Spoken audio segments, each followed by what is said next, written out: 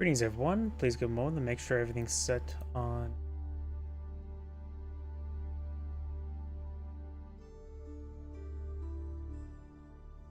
If I gotta update the Rumble information.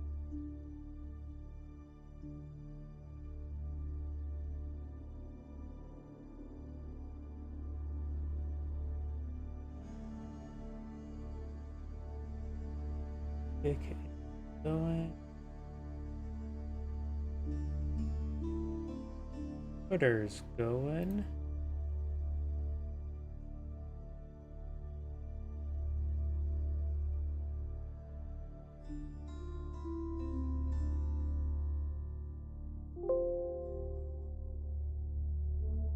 YouTube thumbnails up to date. Twitch appears to be going. Rumble still taking a moment to boot on up.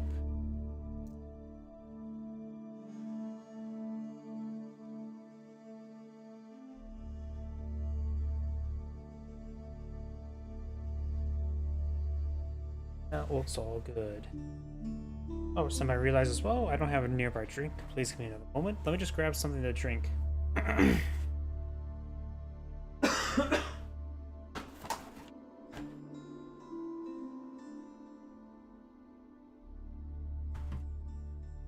about that. And I think we're good to go. So let's go and get started.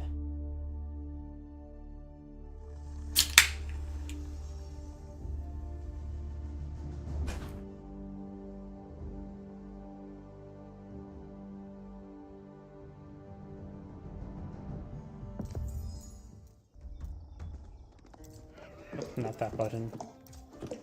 Greetings everyone, and Great here for another Age of Empires 4 replay. Spawn on the top right side as the red Japanese. We have one Puppy Ball. Spawn on the south side as the yellow French. We have Lucifero, capital N7. And the 7 is definitely capitalized. So I just had to double check one thing. Japanese player is putting a farmhouse here. He does need, yep, he is going for the Tower Wall Raw in order to, so he gets better berry collection rate. We do now have the scout following the, has found a couple sheep there. Sorry, first cast day, and I'm getting all my words mixed on up. Horseman built there. It looks like nothing too fancy from either side just yet. When it comes to map generation, the French deer spawn in the middle of the map, which is not good. Boar and deer over here, pretty close by with some stone and gold. Great expansion location here. And over here is where the extra 2 gold deposits, so he will need to expand out to both sides. But right will give him all the resources he needs, left will be given his future resources. For the Japanese player, his deer deposits spawn forward as well, and off to the side a little bit. Or next to some of these stone deposits, which is not critical from the collect up. Well, this gold over here is definitely a critical item from this here, so this is part of the expansion direction, and he may not touch this until later. Here's storehouse not going on the field, won't get full farm placement around it, but we'll generate a bit of wood eventually. We'll generate wood faster, I should say.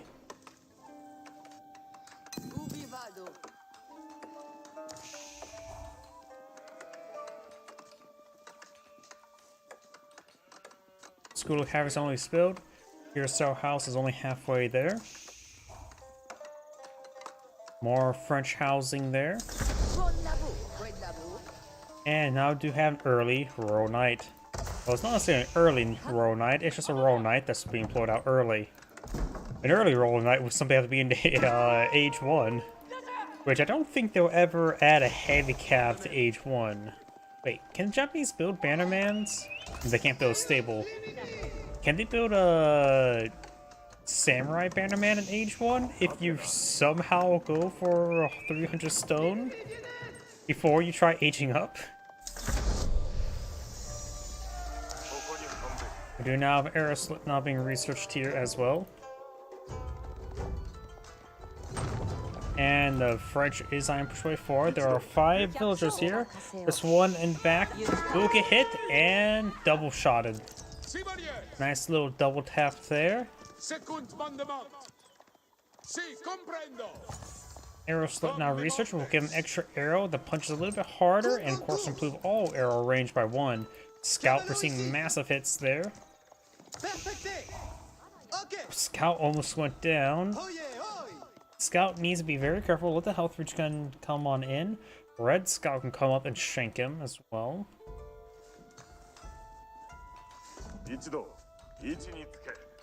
But that Scout will at least still provide some vision. We've got some French archers being put on the field. Looks like the Japanese players are going to be stalling out for age 3.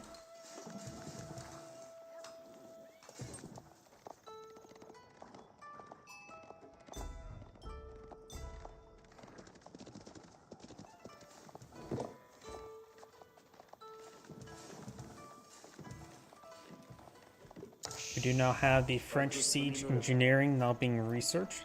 Trying to close out the game early. More villagers here. Very far from stone income, and no, not designating any villagers directly on stone. Just getting some passive and guns, so the daimyo manor is going pretty far away.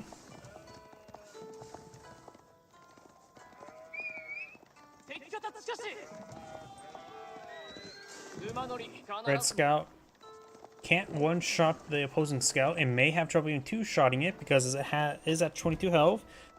Scout versus Scout does 11 damage each, so divisible by 11, 22, 33. So now I'll take another shot there. I do see a battering ram being pulled up here, and I don't know if no, Red should be able to see it. This observation post should be able to observe it. Either way, now got the floating gates being put on the field. He's going to try to stall the age up. He does not have stable built just yet. There's no sort of faster Shiro to get out Mounted Samurai. Nor does he really have a massive resource pool to support that rapid reduction. But we do have a stable now going on up now. Archer is building the battering ram.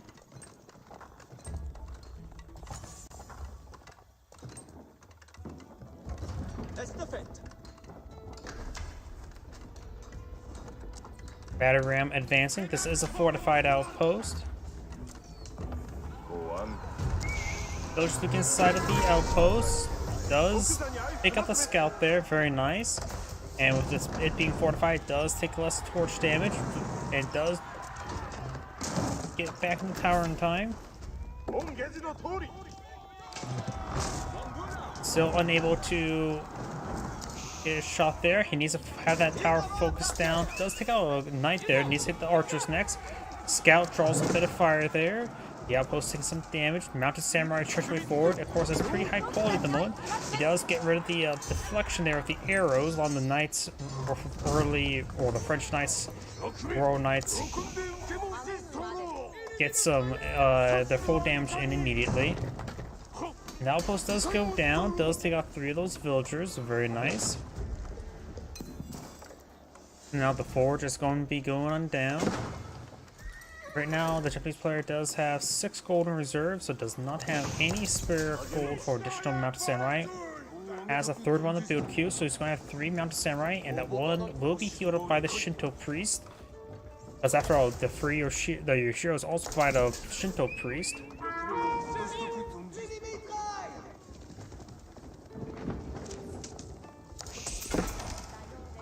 So now that's 3 Mounted Samurai. That's more than plenty to deal with the Knights, and the small number of Spearmen can easily get overwhelmed. Now they're going to eye for some aggression. Market sells off some wood to get some gold out. Probably get out another Mounted Samurai. So very far from getting Daimyo Manor. A handful of the Spearmen there, going for more barracks.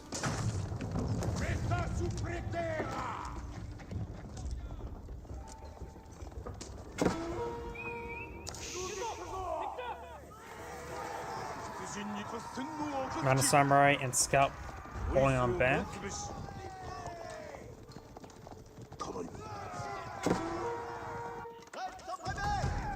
One villager does go down. And looks like he has gained a bit of wood income.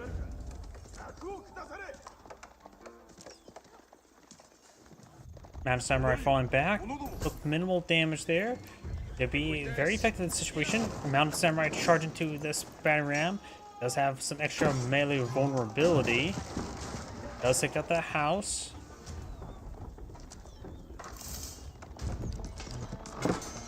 And looks like that battering ram will go down.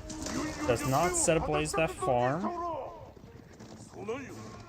Royal Knights and Mounted Samurai charging. Deflection does absorb all the damage for the Japanese player. But still now a good number of spearmen for the French. He is trying to build out now a pair of battering rams with his archers. Very nice.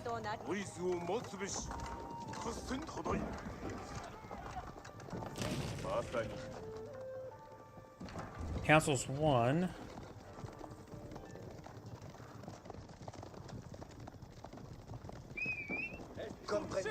More spearmen there, trying to be picked on off. Do have a villager here for some odd reason. I'm not sure what that villager was doing. Another pair of archers and a spearman.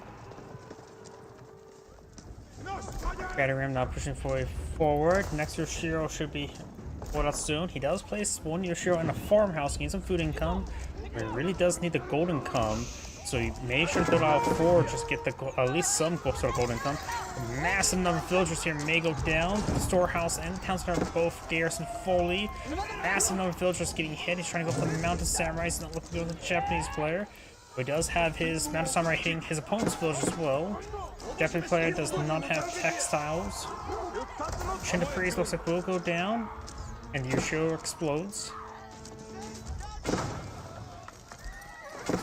Stables from going down, Samurai backing on off. Let's get off 19, another 3, 22 villagers goes down. Red's only killed off 5, and right now the Japanese players have half the population as the French. That is massive. He needs to get out secondary and tertiary town center. The French also do have a higher villager production per age, and so the French player will slightly ahead, but the kill count is just absurd right now. Yumi archers not being put on the field, and they're being upgraded to veteran Yumi archers. Yumi archers are a cheaper but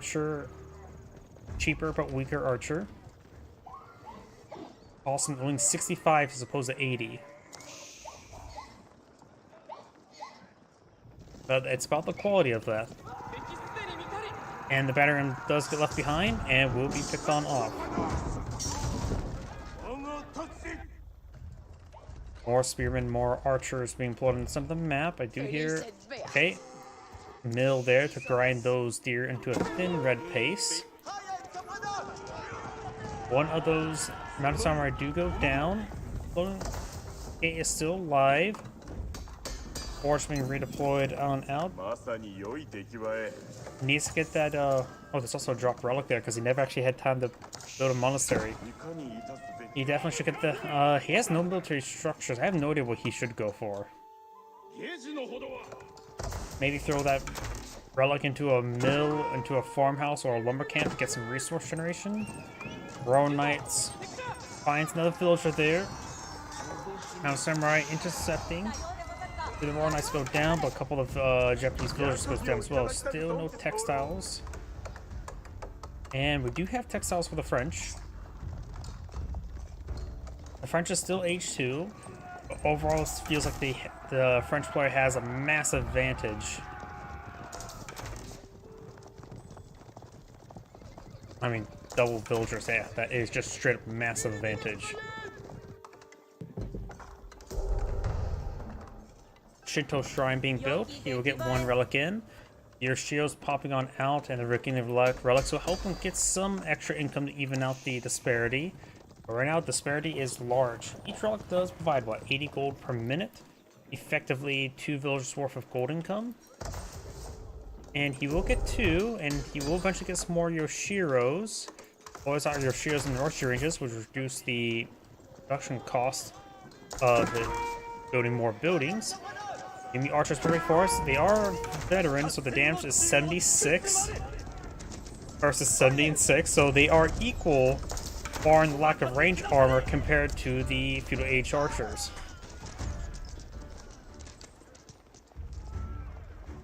The damage there on those archers.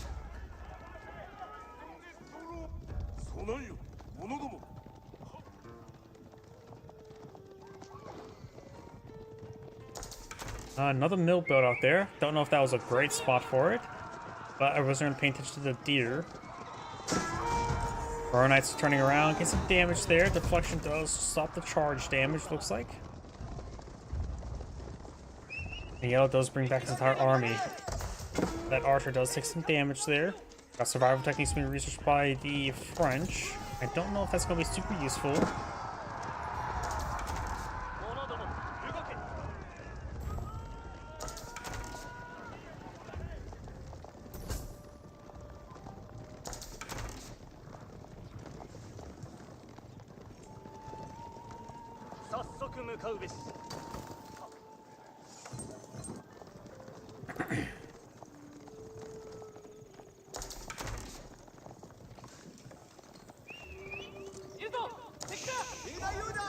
Archer does take some damage there. Now got the Royal Knights charging on in.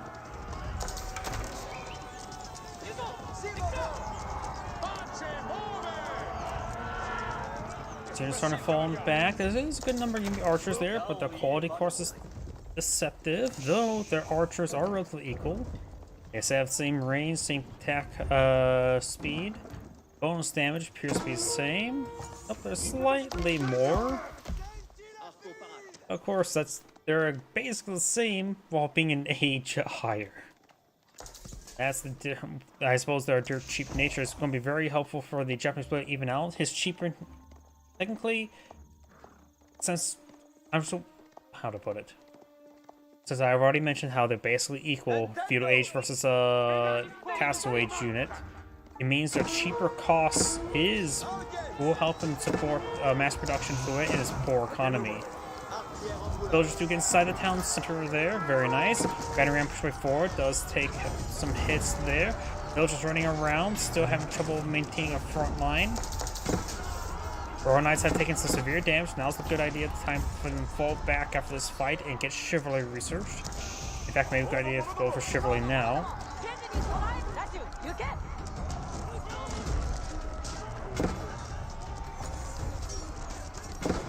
Archers are still getting some good micro there. I find the Yumi archers do move faster. I didn't realize that. You rarely see those guys deploy on the field, so I always forget the exact quirks. They do move the same speed as the Onobushigas and Musafati warriors. So they actually are a unit that can tag along with Onobushigas. Interestingly enough, the Onobushigas have high damage output. They're already good against spearmen. Oh, and that's what the archers would be useful. Royal Knights do connect right there.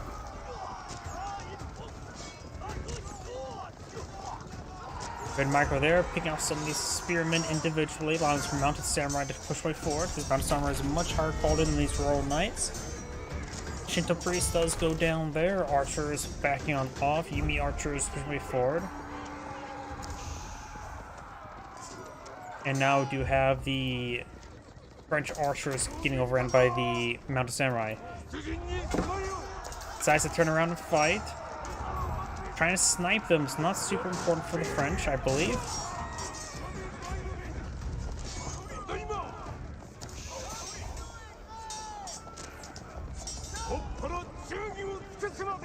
More range damage, more range armor for the Japanese player. He's actually starting to get the castle age technology going, which will give him very good effectiveness with archers. He also gets +1 damage as well. So he is going to have his blacksmith research going and make his stuff actually have higher quality now.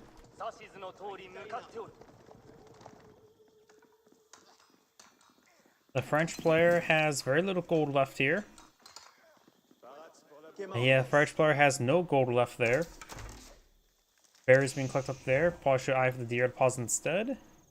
Got these villagers heading towards Umba and the gold deposit. Eyeing for some walls to try to help protect that flank.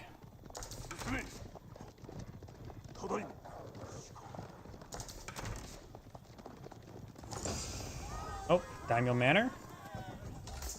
Daimyo Manor has finally been researched. Probably the passive come from all the additional stone drop-off. And Samurai will find these villagers. It will get some great damage done. They have a 36 charge attack, 24 follow-up attack, so we'll still take 3 shots to take out a villager. And if they only use the auto attacks, then it will take 4 shots.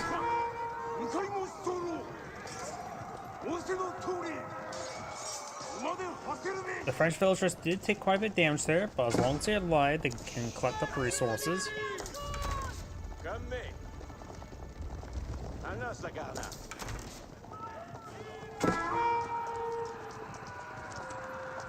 Now we've got the Mountain Samurai falling on back. The French player almost has enough gold to age up, has probably too much wood, so may want to reorg the economy. Probably just take half those villagers off of wood and throw them somewhere else.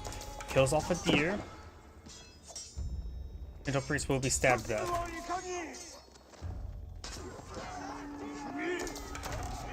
And Samurai are pretty much dead.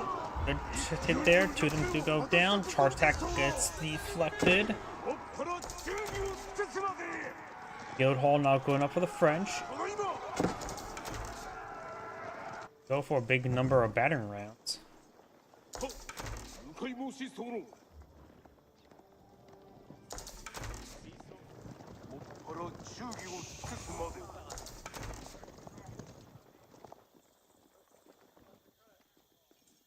Guild Hall going on up. We do have Lumber Camp number 8 being built. Oh, it looks like I got a banner archer. Oh, there it is. There he is. So now these archers will have much higher quality for the time frame. Up to 9 damage, over 9 damage, since the numbers in this game can go into decimals. Various research for the French now being researched. All the veteran research: spearmen, archers, royal knights, canted saddles, and range armor.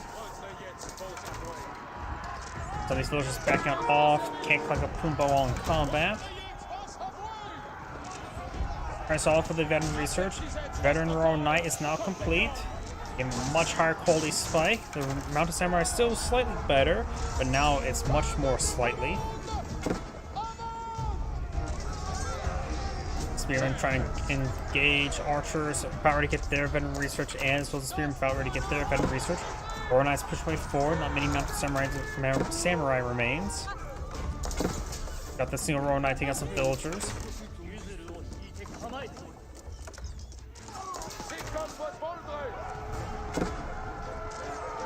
Some Yellow Spearmen are getting picked on off, but still just trying to hit these archers.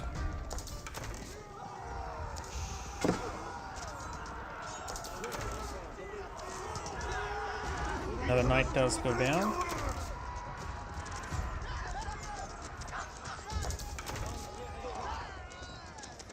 Archers and knights falling on back.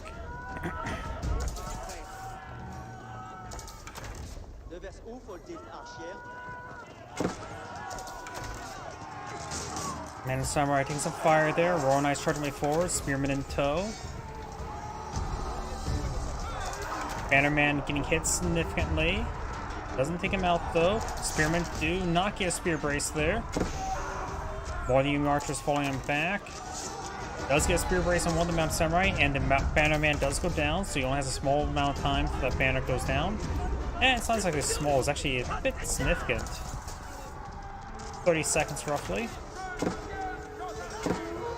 They need to turn around. Up here, got this Royal Knight still moving around, taking out some stuff.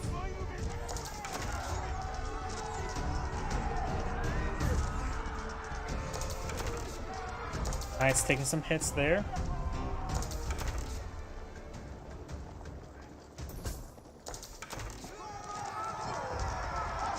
Charging way forward in. Knights chart pushing the way forward, getting some more and more damage. At this point in time, I think he wished he had some horsemen. Knight and Mountain Samurai engaging, but the French player should be able to win out that. Archers push way forward. Mountain Samurai is being whittled down, so the Royal Knights. Royal Knights have built queues, as with Mountain Samurai. Still got a good number of Japanese archers in the field. French players push way forward, but I think he's getting severe overkill in this situation.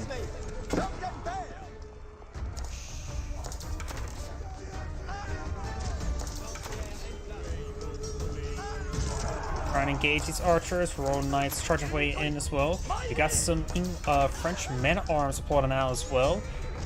They will be effective resisting the archer fire. Right now they have 8 damage. These men-at-arms can get up to 6 armor the Sage. We're taking 2 damage per arrows, not a whole lot.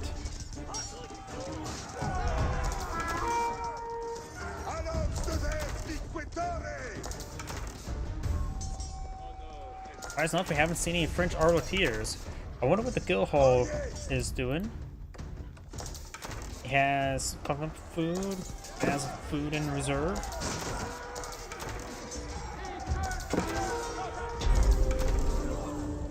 Up here we do have, looks like a Royal Knight taking some damage there.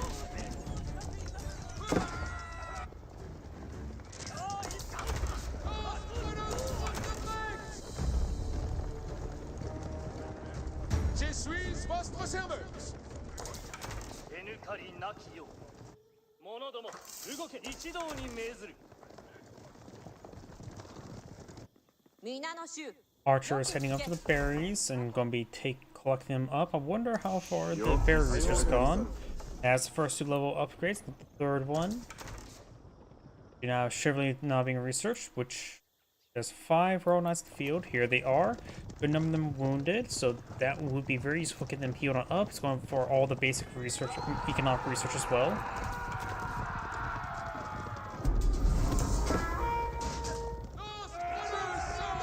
Until Priest does go down. Bit archer fire there onto the Royal Knight. I got distracted down a little bit by that mill.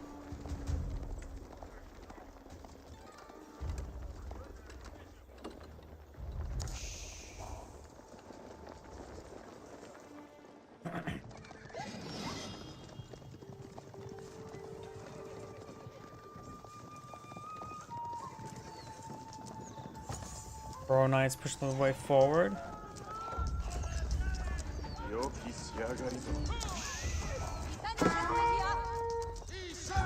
More of these villagers start going down. Very nice. Royal Knights backing on off. Gets a nice charge attack there. More of the Japanese villagers going down. 41 went down versus 14. Japanese player still has almost half villagers compared to his opponent. Now we got the Daimyo Palace being researched. We'll find some of these villagers collecting these berries. He has not gotten textiles, which means these French Knights will two-shot them. In fact, he doesn't have melee armor. They will two-shot them without the charge attack. So a good number of those villagers can go down.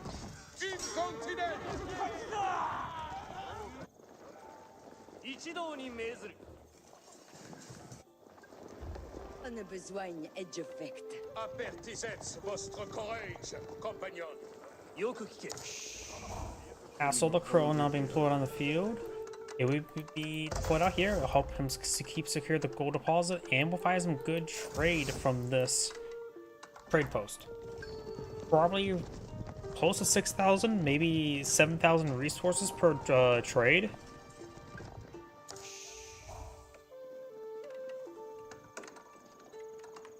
More farms going up and more stables. The French player is eyeing for some stability. Let's take a look at the Guildhall.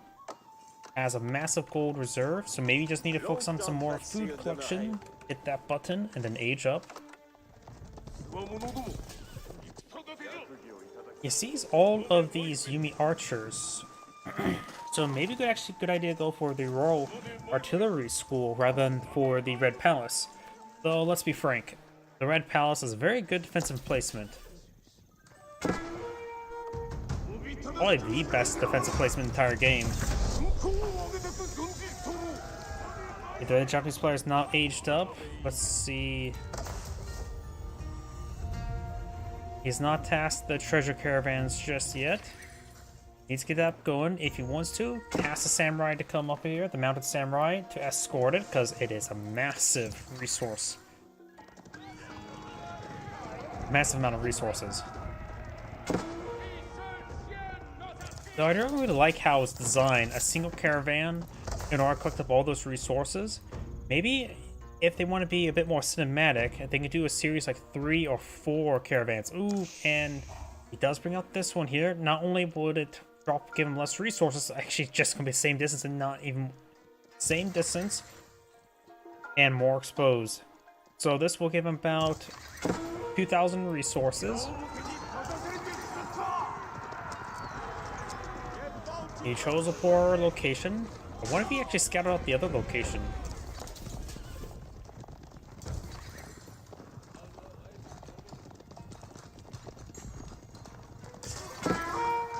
Mountain Samurai turns around for a brief moment. Both players non-peel age. Elite Knight research on the way.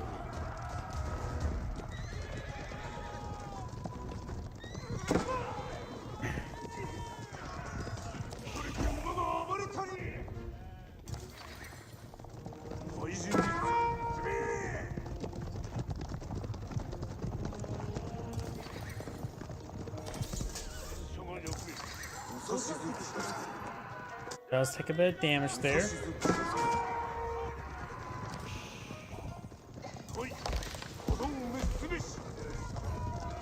Going back on off, these bowmen do have the same move speed as these elite hero knights. Oh, here looks like does take a bit of damage there. I heard some sort of Shinto priest cast, I believe. I think that trade caravan did make us to its destination. Don't think I saw it going down. Don't see a carcass for it, so I'm assuming made to the Castle of the Crow.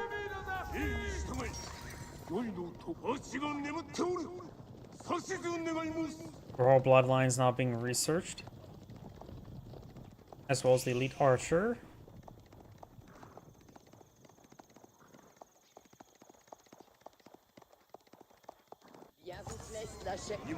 These forces moving around, including a banner man.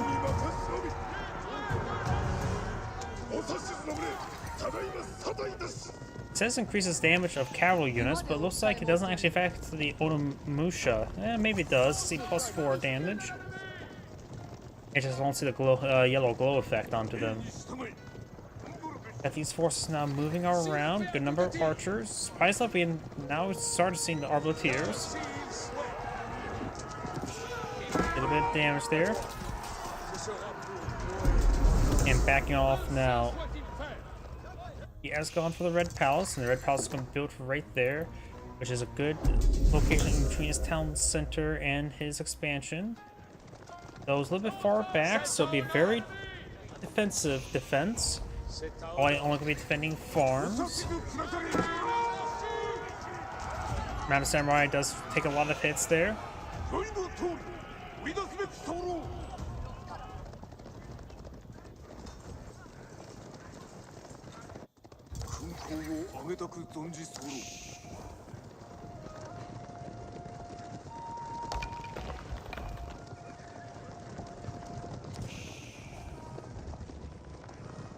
Royal Knights, archers, and some spearmen in the center.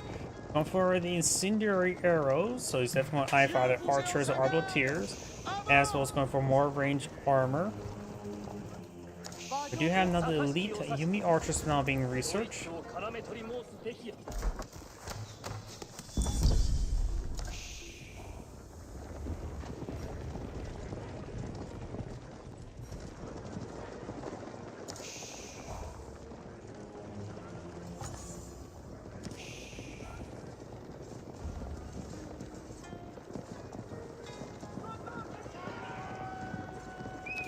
Nice pushing forward.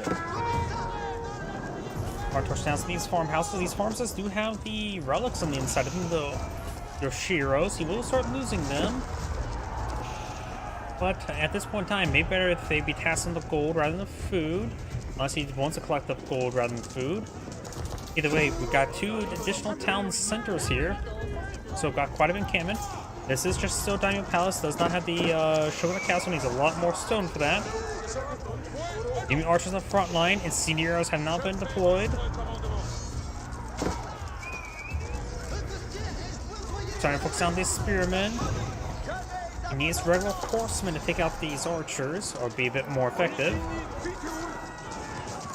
Right now there's also some arbaletiers mixed on in, so Map Samurai won't be super great.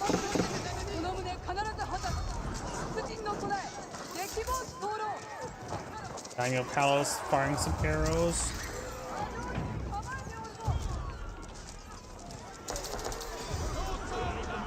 War Knights are not going to be super great with this amount of Onimushas. Onimushas have lower base damage than crossbows, of course. They're much faster. Their health is still the same as roughly as crossbows as well. You take a bit of fire there. Got more of these. Nice, trying to take out the Shinto Shrine. That's taking quite a bit of damage there. Looks like you already got the +2 Shinto Yoshiros. And I got the Elite Samurai and the Daimyo Palace or Shogunate Castle now being researched. You can always go for some manners here, not only to improve the health of these town centers, and eventually start progressing their arrows, as well as get some more Bannermans. There's quite a bit of villager storage in this region. Looks like 29. Trying to force them back. That's a lot of defensive arrows. Onimusha's getting some damage there. Samurai push their way forward.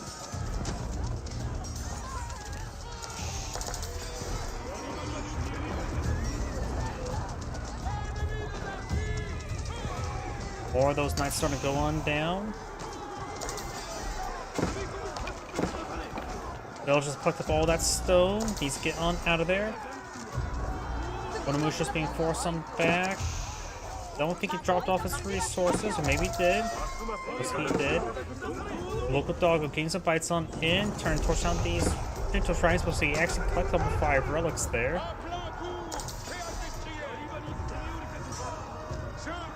Next, trade caravan is not available to another 3 minutes. Samurai 44 do now have a Daimyo Manor being researched on one of these. Looks like this one here, which will give, or this one here, this will give him also plus 1,000 health, and also an arrow slit. Battery's not being pulled up with the French. Like, he's going for Onimusha Samurai right now. Don't think the Samurai may have Odachi, but he doesn't really need it at the moment. He actually has researched the Odachi. Veterans push right forward. The defensive keep arrows or cannon, rockets, and do some damage. About 32 damage per shot. Additionally, the Shogunate Castle has 13,000 health. Also got some Ashigaru Musketeers being pulled on out. Archers push forward to hit those Onimushas. Samurai gets good damage onto those archers. Now so they're firing away. Has 3 auto attack arrows, the rocket, and of course 14 garrison arrows. Which is quite a bit of fire support there. The veterans still move around. More of the archers and Royal Knights charging way forward. And the Japanese player does back of the game. This is Angrade saying, thank you for watching, and on to the next replay. Before I get started on the next replay, I need to use the restroom. My apologies. Please give me one moment.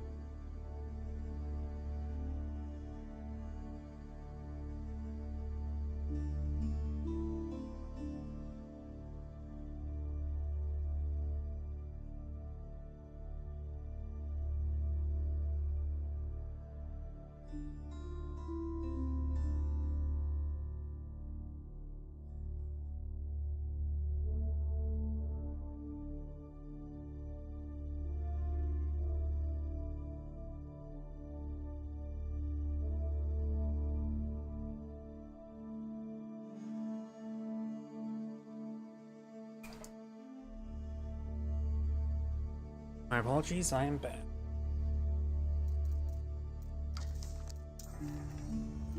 Oops. Not that.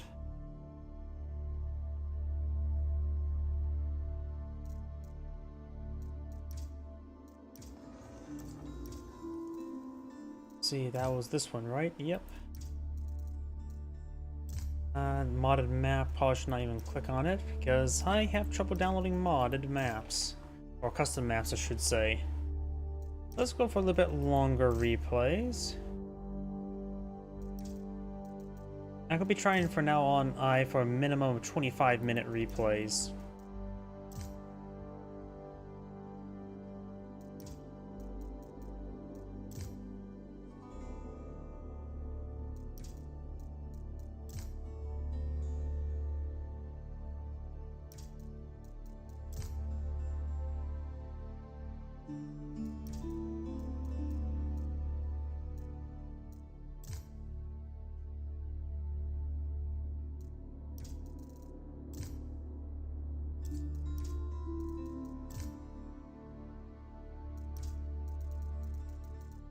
I've got some Empire Wars down here, but that may be not too old within the last week.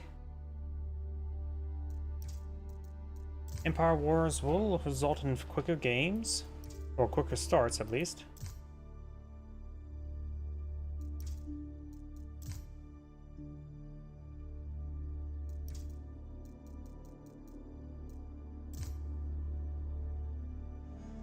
Here we go. It's also mega random. This should be very interesting.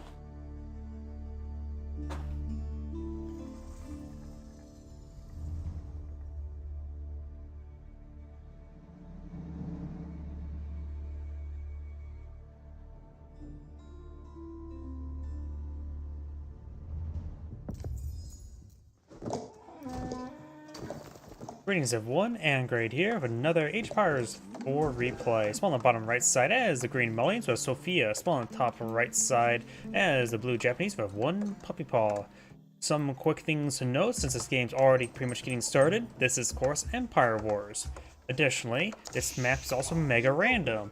So both players are going to have to, this will put both players' abilities to the test.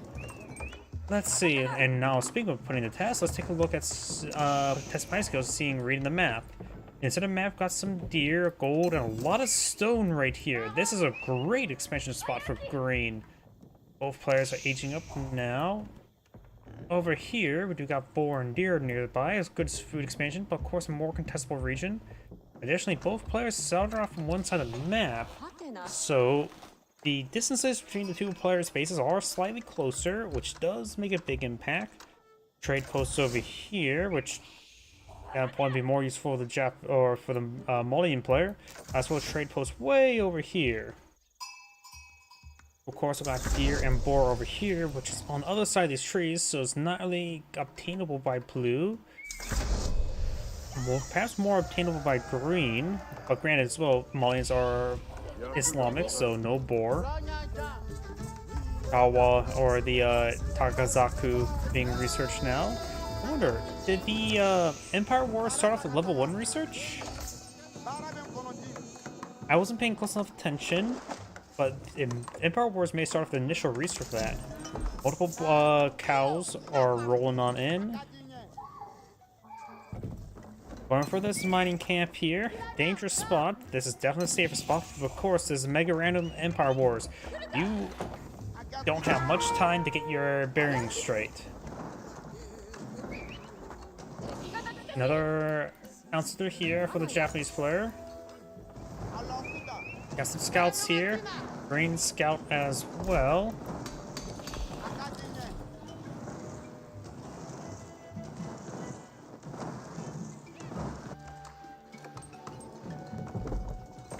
More cows rolling on in. Keep those doggies rolling. Mullion player's eyeing for faster castle. Japanese player is also going for castle right now. Floating gates being put on the field. And does now have some Yoshiro. Would he go for... There's a stable way over here, which will provide him some stability.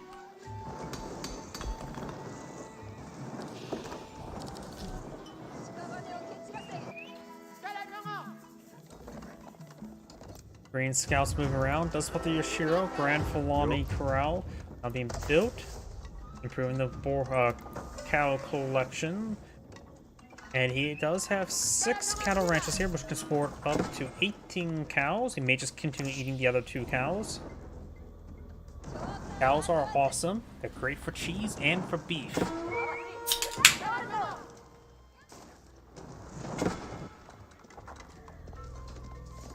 Onobushiga's getting some hits there on those scouts. And do have a mounted samurai on the field as well, so it's Japanese players eyeing for a bit of aggression.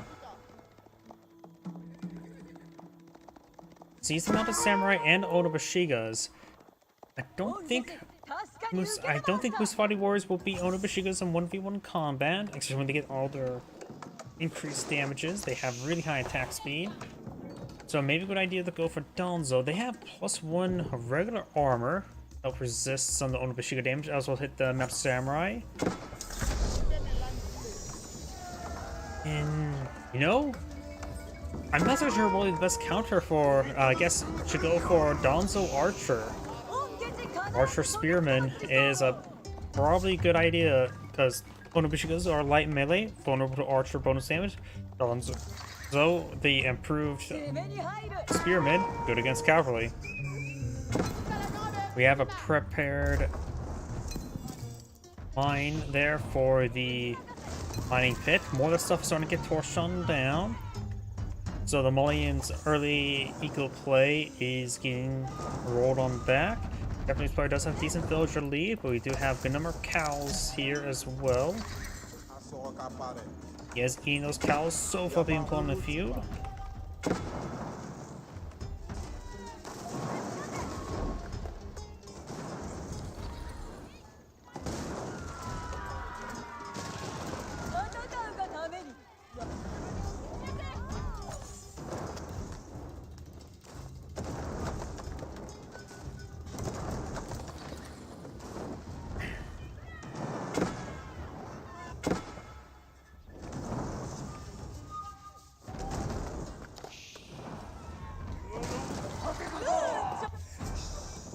More greens infrastructure starting to go on down.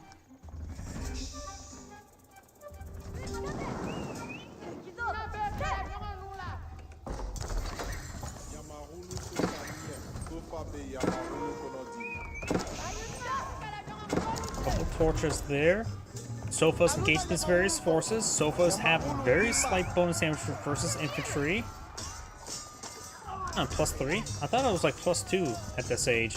They may have received a slight buff last time I read their bonus damage. But we'll take out that force. And we got this force now to break on forward. More sofas. Needs to get out some archers, in my opinion. But there's not a whole lot of mounted samurai here now, is there? In fact, just the one. Most of those forces are actually just scouts. So sofas are going to get sliced apart a little bit. They do have import armor. Onobushigas right now have 9 damage, so the sofas need to get the blacksmith melee research up and going, so they can take half damage from the Onobushigas. The armor can get to 7 this age, and now the Onobushigas are starting to fall back. Exiles researched by the Malian player, more sofas being pulled on out.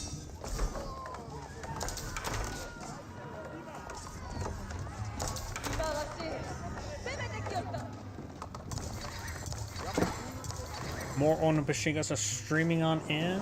One player's having trouble keeping the numbers up. But the sofas are a good item this moment. Like I said beforehand, he really does need to get the blacksmith research. And now got more melee research there.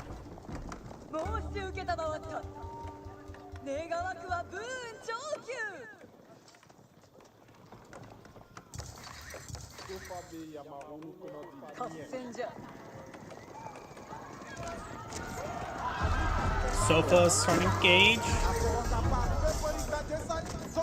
Got some archers here, which like I said, they are a good counter unit. They are good archers, no blacksmith research put through them, but most of their bonus damage is from the is the big part.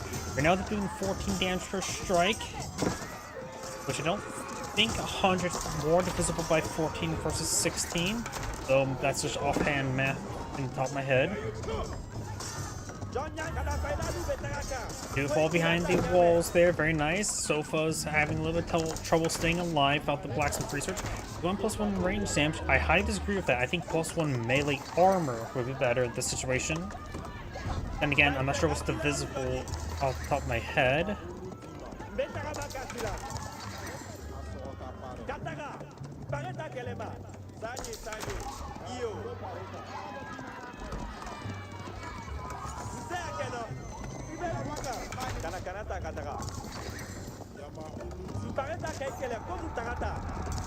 All these was falling back down the walls. Green's army's half the size and less than half the quality. Though some of the quality is locked behind Shinto priests.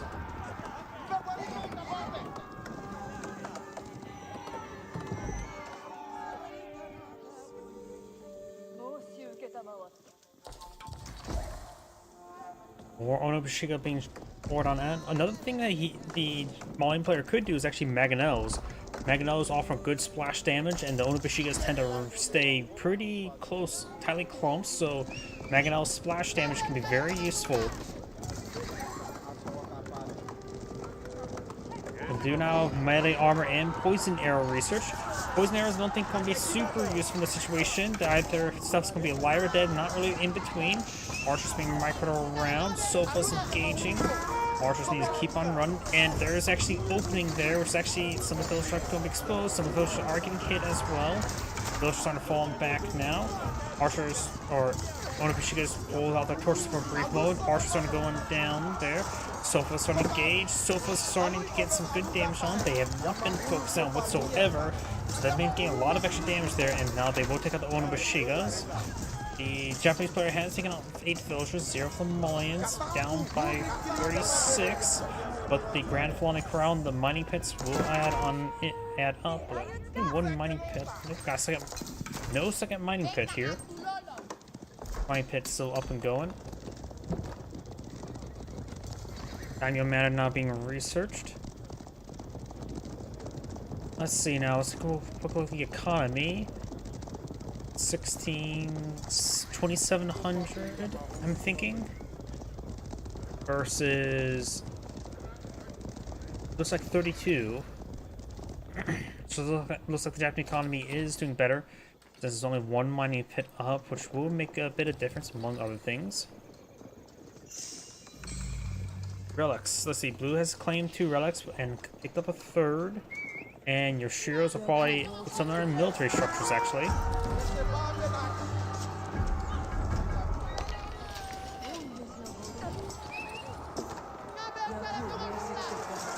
Sofa's push way forward. Sofa's find an opportunity to get some Japanese villagers. They didn't really hit them hard. Sort of got distracted by some of these units here. Misrallied. Poison Archers engaged in some more damage. Malian's Sofa is charging way forward. Onobushigas, of course, can get 2 lines of damage going thanks to their higher attack speed. Thus, effectively doubled, causing less to run around.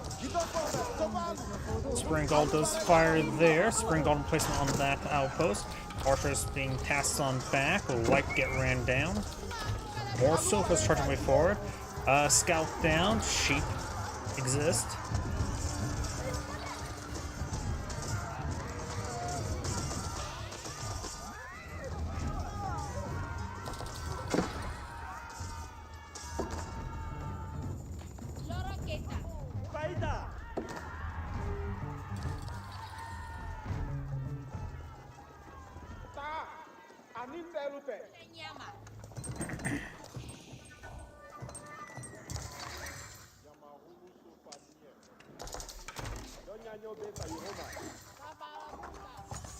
We do also have a Shinto priest here, observing the gold collection.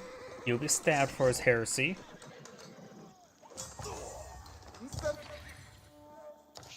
Here being cleaned up here. Boar has not been touched just yet. He does not realize that there's actually no opening there. You can see he may have not really scouted out this side, because there's no reason why he should actually wall that in.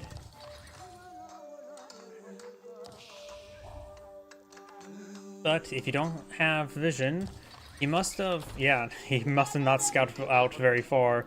In fact, he may not have realized this goes all over the edge of the map.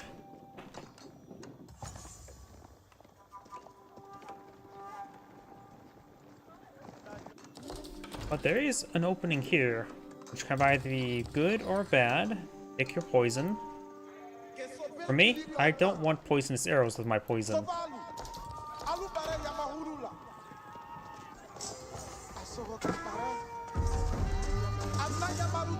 So if us do take a bit of damage there, we do have +2 melee armor, +2 melee or range damage, and +1 melee damage. sofas are right now doing 21 damage, plus 1 melee armor there. So he's actually, he may have, if he maintains the melee damage, I suppose, actually no. Plus 3 would even out. So he will be sent to 23 damage, never mind. I was gonna say, 20 is divisible by 100 perfectly, but I forgot about the bonus damage, and the armor is keeping up. Poison arrows are hitting some of these veteran Boshigas.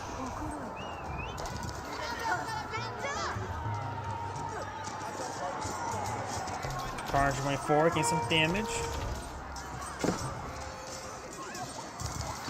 One of Boshiga's getting some damage there, but of course they have 10 damage versus 7 armor, so they're doing 3 damage per second sofas. Does take out that Mangonel.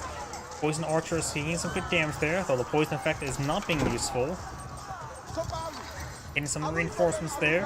Onabashigas will defeat the sofas, but will not be a great victory. Got a pair of outposts here as well. They're not actively being garrisoned at the moment. Now they're being garrisoned now. Villagers now need to run away. Archers getting overran. More sofas being pulled on the field.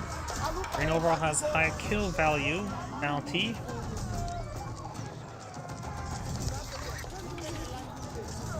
Those units will be picked on off. He may want to go for some basic arrow slits there to get extra range and extra arrow. I'll have to go for a full spring gold. Oh, Mangonel is now firing away. Onabashiga's now engaging these sofas. Sofas right now also have twice the health as well as twice the damage. But as I mentioned before, their attack speed is about half. Still faster than half, but still. Onabashiga's going over on those archers there. This outpost will go down, toll outpost. Does take some good hits there. Could still yet be saved. Does get torched down.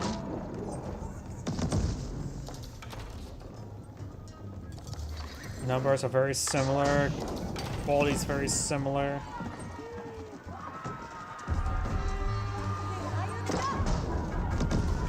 Got some hits there on those, or misses on those sofas. Archers push way forward. Need some damage there.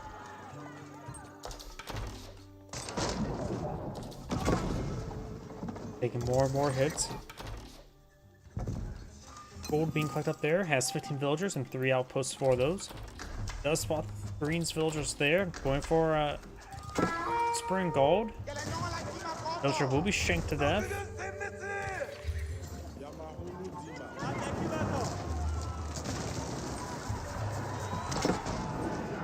Mangonel gets good hit there on the poison archers, but does not take out any models. Sofa's charging way forward, trying to pick off the Mangonel. Another good hit there, splashing down some of those archers. As long as they stay alive, they can get their full DPS going. Sofa's charging way forward.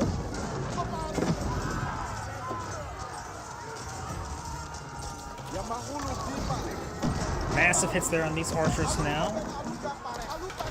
One Mangonel still remains. Look, another volley off. Get another good hit. That Mangonel's still actually alive. Let's get some more hits there. Green took too many Mangonel hits there. Does finally take out the Mangonel. Both these outposts are down. Gold mine. The mining pits getting some great gold income. Gold mine still has half the gold remaining. 113. Oh yeah, it's a larger gold mine, so he's able to get some more surface area. I'm so surprised. Not sure if houses can or can't be built there. Going to that other gold mine now, since it's safe to collect up at. More Onabashiga's charging way forward. Does find the sofas there to intercept. Archers firing away. And these archers are starting to go on down.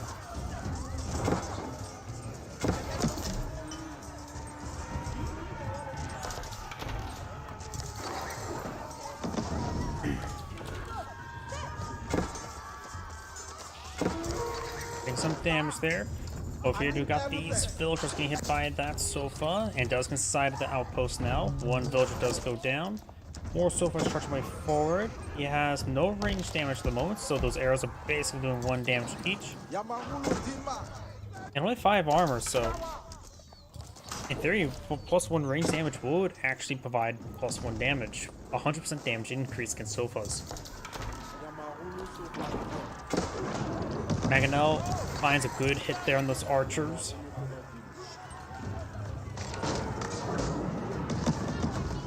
Get hit there a little bit.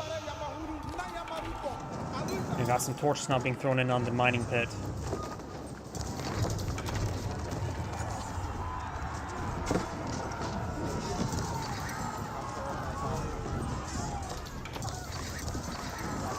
Archers find a good angle there, but receiving pretty good hits there from the Mangonels. One Mangonel does go down, the other one does go down, so the Sofa does get one last shot before getting killed off himself.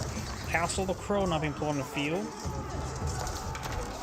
More or less in a defensive choke point. Sofa still getting hit there.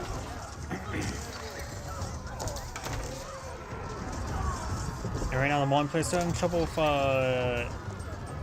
Archer production and Sofa production. May just need to get out some more production structures. Still say a Mangonel wouldn't hurt as well.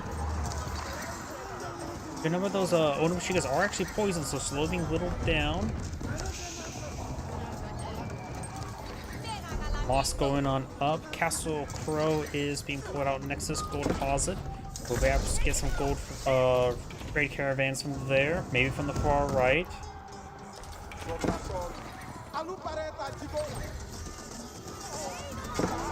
Sofa does overwhelm the Mangonel.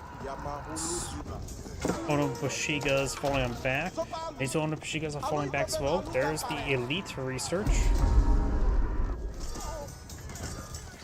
As the old attacks start being researched, as well as the level 4 melee up arm or melee damage being researched, the Onabashigas will get a lot more damage. Additionally, that Castle Pro has a rocket which does do 190 damage versus cavalry. Won't one shot at full health Sofa, but might as well close enough with the follow-up arrows. Got a lot of sales there, wasn't paying attention to what it was. And the Mauling player does not have a lot of spare resources for aging up.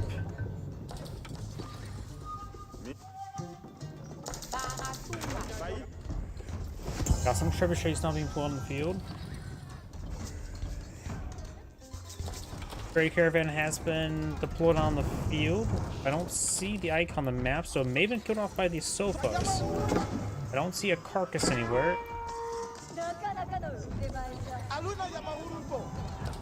Maybe actually got back home to the Castle of Crow and dropped those resources.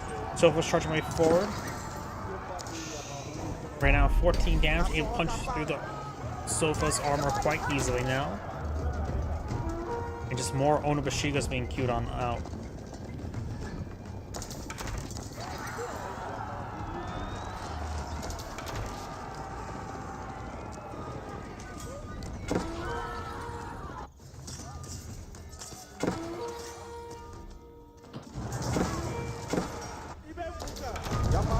Archers push way forward.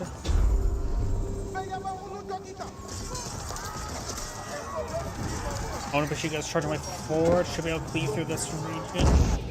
More Onabashigas there.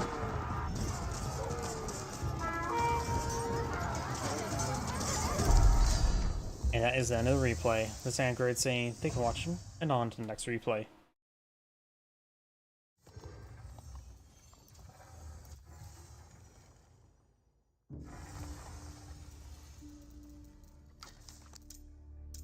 Go ahead and go on to another player.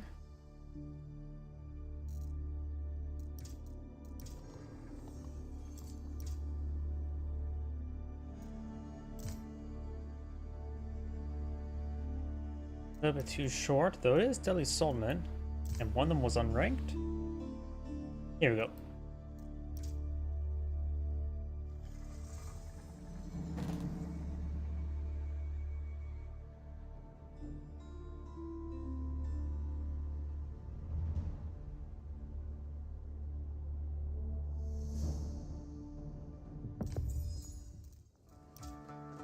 Greetings everyone, and Great here for another Age of Empires 4 replay. Small on the bottom left side as the blue English, we have Divine DFP. Small on the top right side as the red Byzantines, we have Gia, I think. Either way, when it comes to map generation, we do got some berries here, into more berries over here, into boar. Oh, that's a local doggo. Bit of gold, bit of stone, a bit of a sheep. So got the two, a small and large gold deposit on the top right, along with some boar. Over here we got deer, more deer, stone, berries, and a bit of gold. So bit of a balanced resource distribution for red. For blue, gold, more gold, stone, berries down here. But it's English, probably not going to touch the berries. In fact, it looks like all the English stones spawned up here, which may or may not be useful. This will generally handle the English players' stone for quite some time. And got two gold deposits up here, so this is probably going to be the area that the English players will be on expanding. We also got the deer and boar down here as well, so there's a decent amount of food. But generally, English players tend even to ignore deer deposits because they're dirt cheap farms. Dirt cheap improved farms.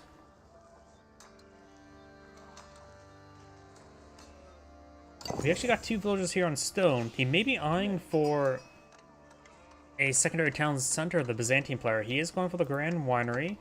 And when it comes to mercenary in the maps, we do have potentially mercenary Royal Knights and Horse Archers, and Magidai and Desert Raiders. English tend to be more of a man-at-arms faction, so the mercenary Royal Knights could be useful. Horse Archers, not really. Magidai are rarely ever useful, and Desert Raiders are, of course, situational. Council Hall going on up for the English player as well.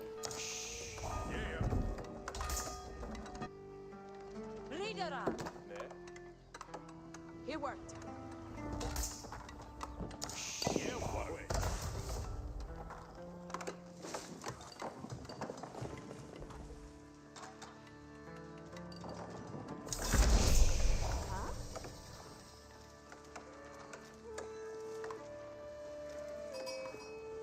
So we're going to be rapidly counting up or building a town center there.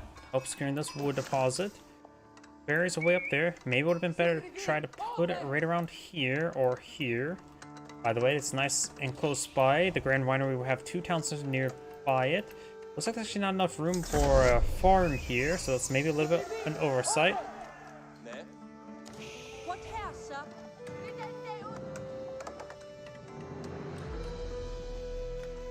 Yeah, yeah?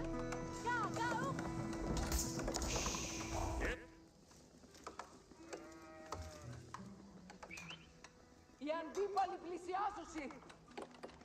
Scout chasing Scout. Blue has gone for Wheelbarrow.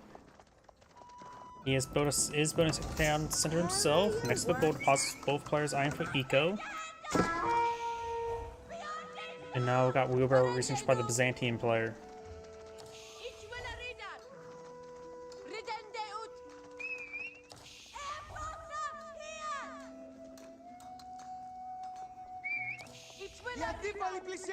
I just saw mercenaries there. I think it was like the Western mercenary contract.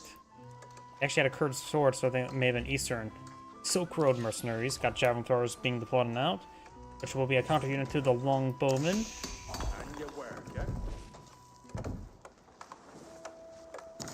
And the Silk Road mercenaries. Let's switch over the Byzantine player so we can see it, which also includes the Camel Lancer. It's not uncommon for English players to go for a bit of a knight focus in Age 3, and usually mass man-at-arms focus in Age 4, in which Grenadiers can be very useful against the men-at-arms. They do siege damage, so the higher armor of the English men-at-arms are negated, to say the least. Going for a mill there.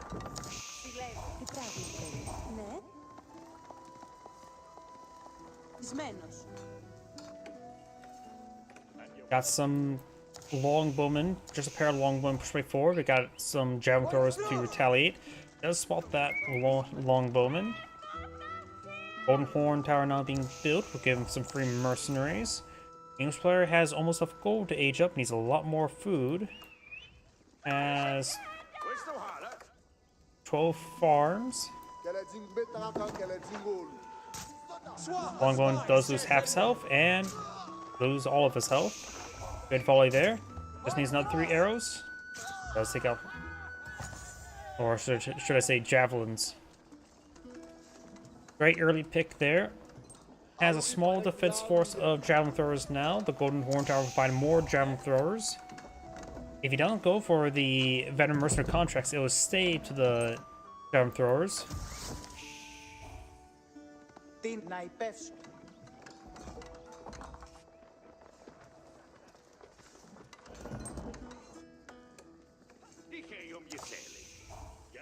Going for more farms. English player has a 3rd town center, so probably going to deploy out a defensive white tower. Probably here or here. The Byzantine player only got for 2 town centers. We've got 2 arrow slit outposts here. There are more villagers there onto gold.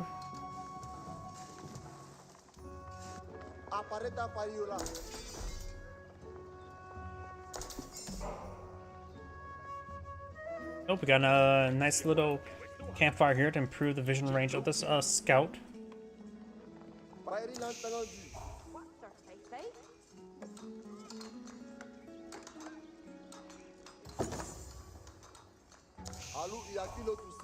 Now we've got the white tower being built.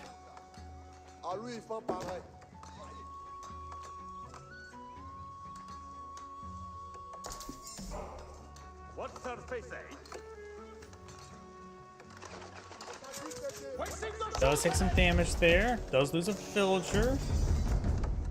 White tower being built. 21 villagers onto it. Going for a barracks as well. Got some Varanian guard now being put on the field. It'd probably be a good idea to go for English man-at-arms, armor-clad. You will have the Bears English man-at-arms do build faster. See, 25 seconds. I believe 15 here. Yes, it is. It does need to get the early and man-at-arms upgrade.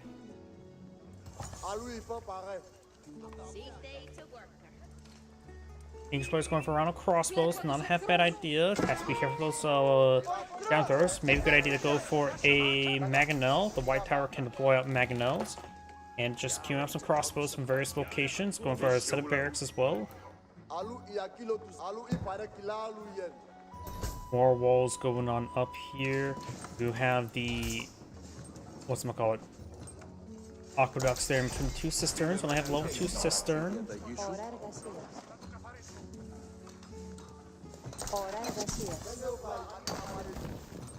Another round of javelin throwers there. He does get the veteran javelin thrower research. Still queued up javelin throwers.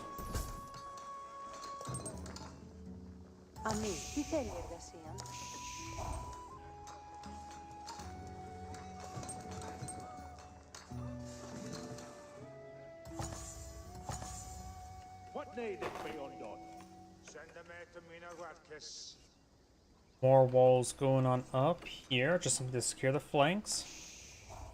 He does get these walls up and going as well. Teardrop shields now research, as well as more range armor. More palisade walls over here.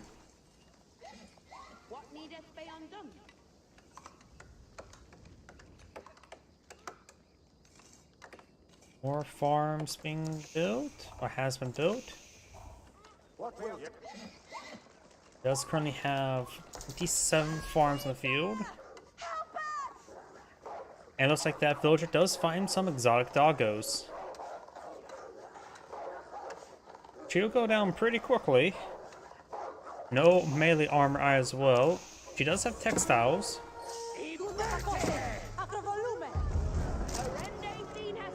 Gate down. Villager's running.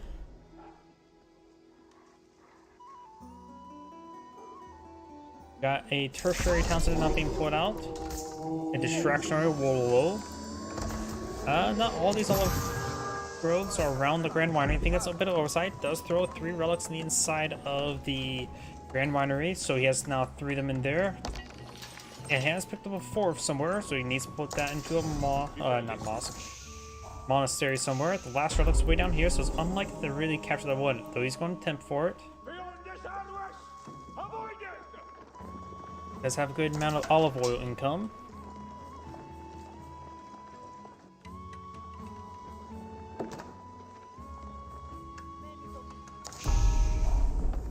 αυτή η δομή να με επιζήσει.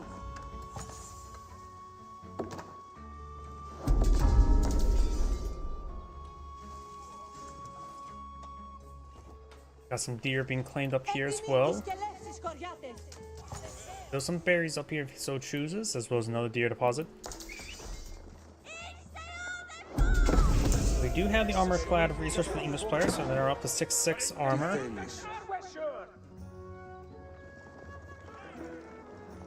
Has a decent number of crossbows and men on the field. Right now, Red has a larger army, thanks to all the mostly javelin throwers there, but is going to get another round of camel lancers, probably from the camel riders from the Golden Horn Tower.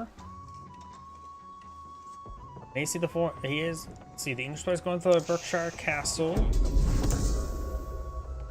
Going right there, he really wants his gold secure. That's 12,000 gold he can't afford to not keep secure. And the Byzantine player is very far from aging up. More aqueducts being built now. Has a good number of olive groves down the field, getting a good amount of olive oil.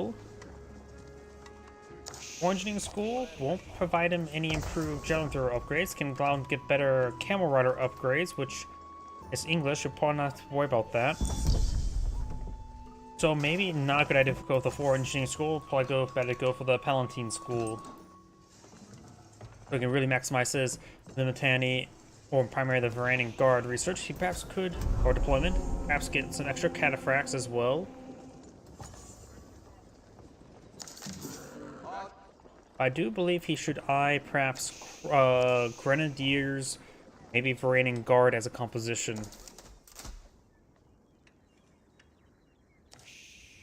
Limitani wouldn't be half bad as well. They're cheap. Guess I have to wait and see. He's investing his gold into various items. Each player is getting enclosures. And has a good amount of food and gold stored on up. Camel Riders also have a good amount of health, or Camel Riders have a good amount of health as well, so they actually make for a decent front line. And with the 4 Engineering School, they get a lot of extra armor as well. They get, what, 8 armor and 7 armor? So they can withstand quite a bit of damage from the men-at-arms. Just with our health and bulk. Health and armor. We do have now these two just rotating around, trying to claim up this gold deposit. Very nice.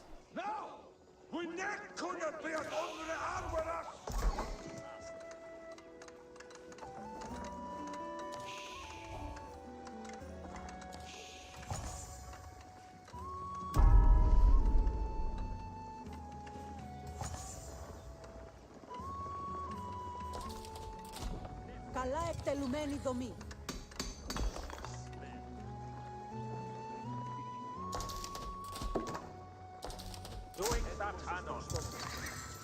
We also have some veteran horsemen poured on out. He is stockpiling a bit of olive oil. He may be eyeing for 4 Engineering Company to get out the Nest of Bees. You mostly just see Nest of Bees and Royal Cannon from the 4 Engineering School. We rarely ever see Hui Hui Pows. I'm a little bit more biased towards Grenadiers because 1, they're a very rare unit, and 2, they're a very fun unit. And against Englishman arms, that's one of the best matchups.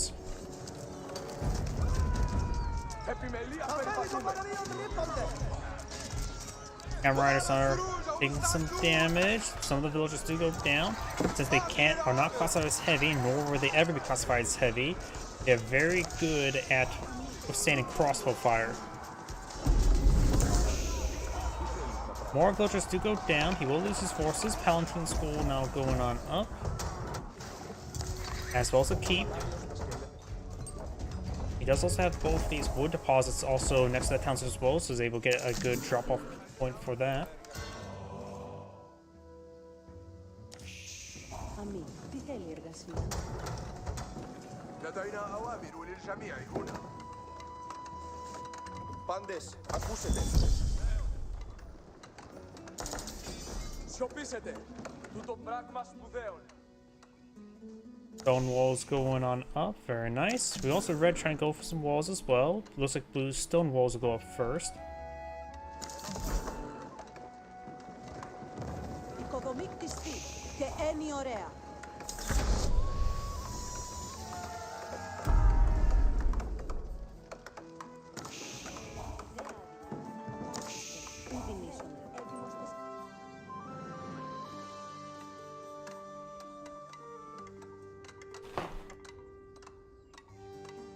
Going for a gate here as well.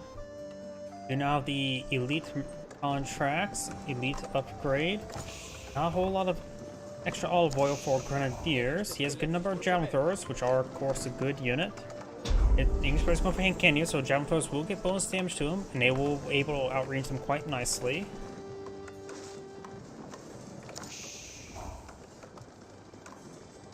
Elite army tactics now being researched by the English player. أوامر جديدة.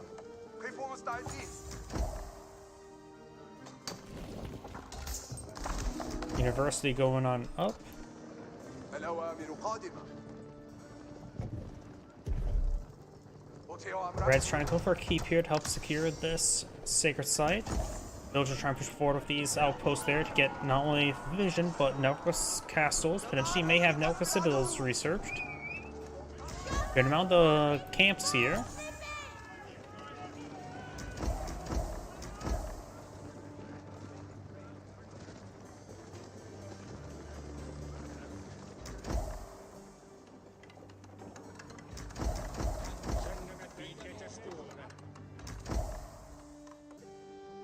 You now have siege works, lightweight or greased axles.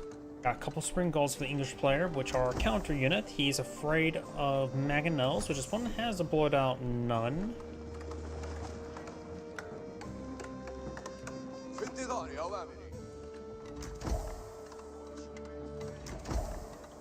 So looks like going to come down to one large conflict.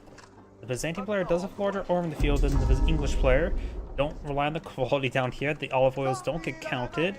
Just assume additional 115 times 36. I can't do that sort of math on my top of my head. About 4,000 extra resources based on olive oil there. Another 2,400 times 12. But yeah, just assume another. I think the quality is definitely in favor of the Byzantine player. Javelin throwers are pretty high quality, so are the camel riders. We've got the Berserking, elite armor tactics. Trebuchet gets a hit there under the keep, very nice. Cancel the keep. The monk there provides some easy spotting. Chemistry not being researched by the English players. You have to stall until chemistry gets researched, likely. Now I've got the, what's it called, the geometry, giving increased damage to the trebuchets. No mangonel emplacement here. Arrow slits are still there. Byzantine players at pop cap, so he's stockpiling some resources. He needs a lot more gold at the moment. He is obtaining gold.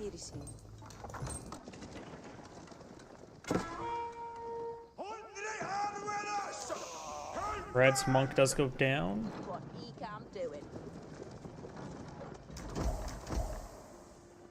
We do now have a line of walls going up there. He could use that for a place for his hand cannon to sit on top of, get +2 range. We got also 3,000 olive oil there. He may be get some extra mercenary camps so he can get out a good queue of stuff. His stuff is just charging way forward. Going to take some extra damage there. Vampires, they hit their back line. Horsemen, camel riders hitting the hand cannoneers now. Javelin throwers just firing away. They do have good base damage, so they punch through the English armor a little bit better than most other ranged units. They're not hard counters. Each man arms push way forward. Hand cannoneers rip apart those camels and horsemen. They do have network citadels, so they have really good attack speed right now. Keep firing away. He could just go to javelin throwers inside the keep in order to keep them alive. He also has some of his own hand cannoneers. He's keeping up some more javelin throwers. I do still think grenadiers are the option way to go. Wolverine guards push way forward. Trebuchets firing. Now got the shattering projectiles as well as a cannon placement somewhere. He's going for fortify outpost, getting some cannon placed in the back line. Another line of blue walls going up here. Trying to find good siege positions. Keep receiving abuse. Cannon does get a good hit there. He has a massive amount of food and has a good amount of gold as well, so he's able to maintain good man-at-arms production. He may just want to get a massive queue going so his production does not falter.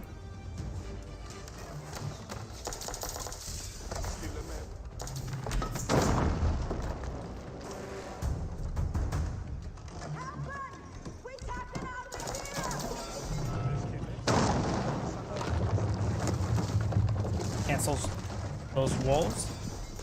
Does take a hit there. He's just going to try to extend the walls so he can just sort of creep forward with his units. He's going for a massive round of Grenadiers. Looks like we're going to see potentially a good number of them.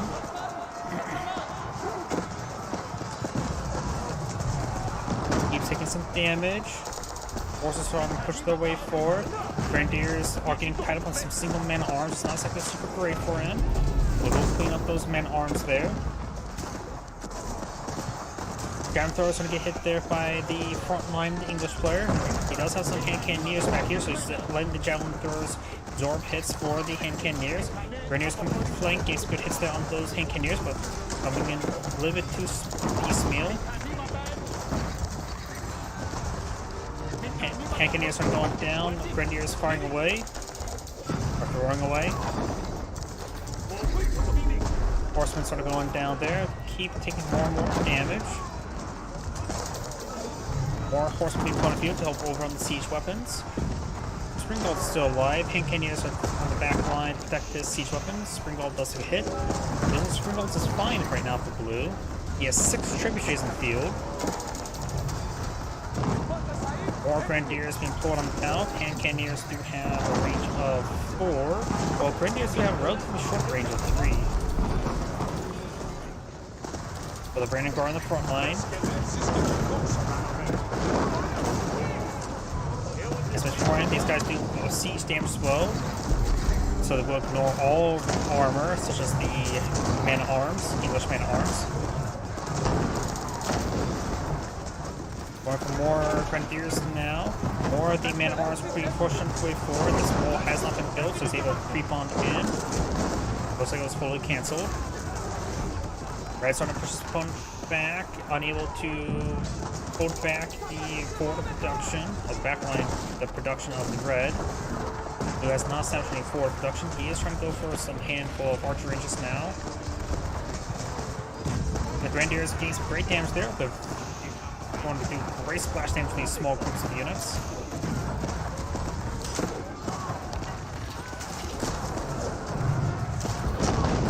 Ooh, Shattering Projectiles got a really good volley down the Grenadiers. Don't think I've ever seen Grenadier versus Trebuchet wars. Got a pair of bombards in the back line. He does have a single side victory count in his favor. He has also all economic research. Red may want to go for that last bit of melee armor.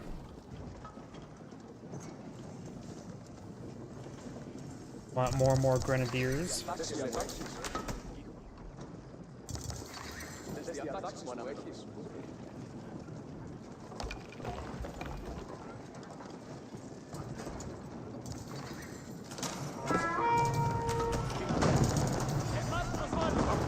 Push right forward. Those Shattering Projectiles got some good hits there. And that choke point is going to be a bit problematic for the Byzantine player. He's having really trouble breaking on through. In fact, he can't break on through, and he's put some holes in those walls. In fact, he's taking massive splash damage now from the Shattering Projectiles. And from Mangonels, he's getting ripped apart from that choke point there. That was horrible positioning there by Red. And Blue's front line will rip apart Red's what remained from the front line. Losing all these siege weapons. Yep, that choke point probably killed him.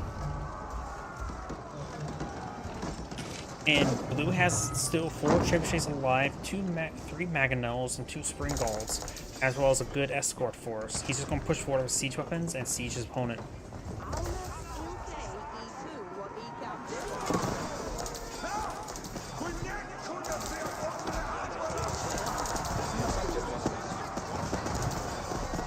Cannoneers firing away. And the Byzantine player does back the game. There's Angrade saying, "Thank you for watching," and on to the next play. Before I get on the next replay, I do need to use the restroom again. Please give me another moment. My apologies.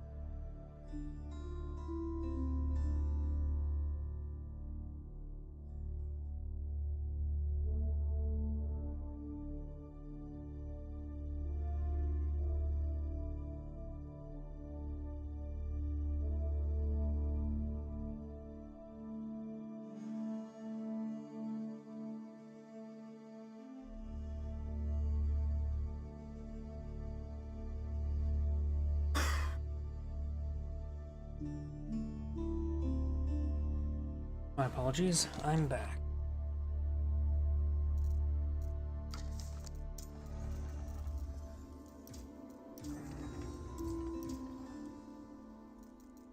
Let's see now.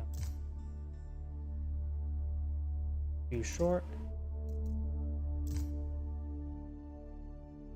Still too short.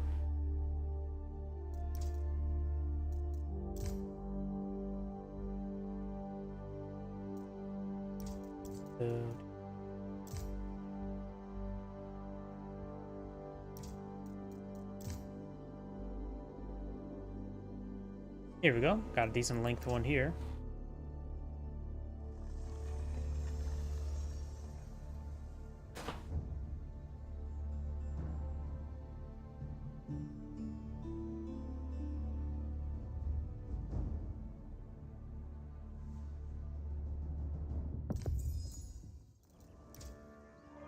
Greetings everyone, and Grade here for another Age of Empires 4 replay. Spawn bottom left side as Blue English, we have Divine DFP. Spawn top right side as the Cyan Absa Dynasty, we have AHHZD. I have no idea what that stands for. Once it comes to field generation, berries are of course a little bit in front, and more berries over here, and even more berries over there, so... And plus there's actually a good amount of gold, so this is probably a good expansion direction for Cyan. There's also a decent amount of deer up here, and a boar, but you cannot eat boar because it's pork and he's Islamic. Over here we do have the English player, of course. He has a deer and boar right next to each other, but it is English, likely will not touch either of them. He has a large and small gold deposit as opposed to a large stone deposit up here. His other stone deposits in the center and off the side, so most of his resources did spawn up rightwards. Down here, just a small stone, small gold, and deer deposit, so it probably won't be expanding all that direction first. A number of sheep have been collected.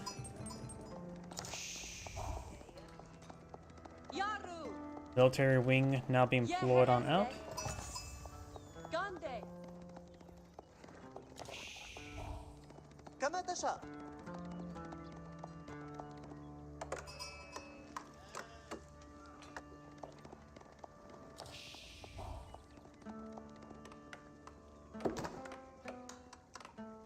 Mining camp going on up. Also, he's going to be eyeing for a secondary town center. He is aging up with the military wing, which will give him a small defense force. That's all going on up. He may eye for some aggression, some longbowmen.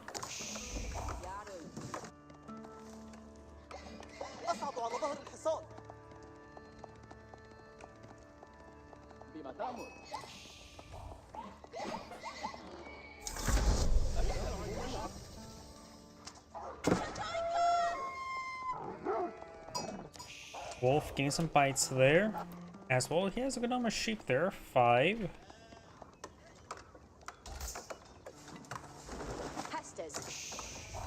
Council hall being built slowly, so it looks like he may be eyeing for a fast castle, since he does not really trying to really build the council hall. Over here, looks like no military production. Science force is right there, herding a deer down the hill. Very nice. Giving less reasons why to expand that direction. And now got this town center going on up. I think now would be a good idea to start killing off some of these deer. This one does walk back home. He may try to force that deer back, but it's not really worth the effort to corral one deer.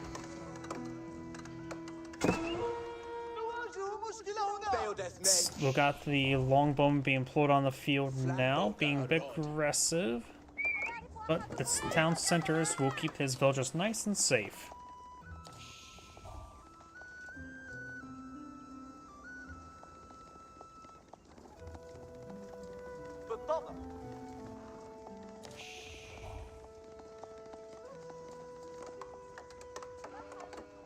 Archer range going on up as well.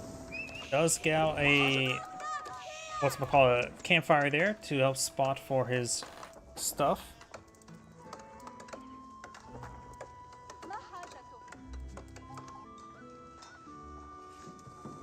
Estes comende.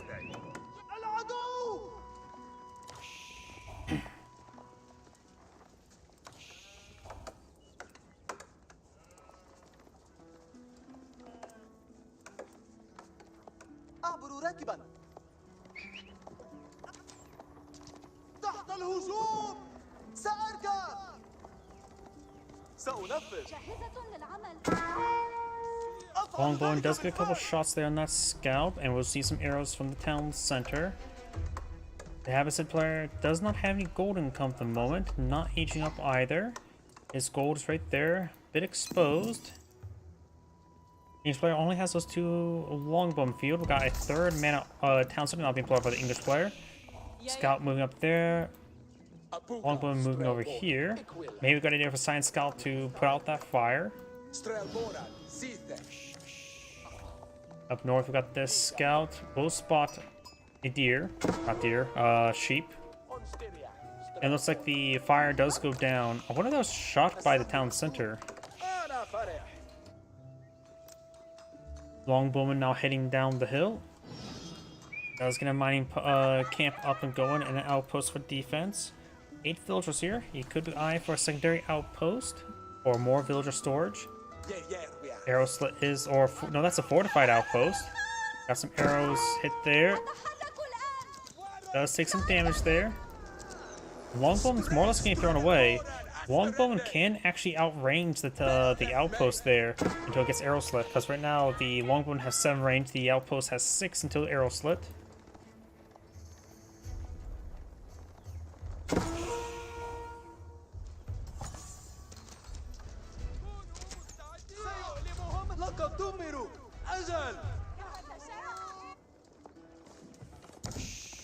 And your work, eh?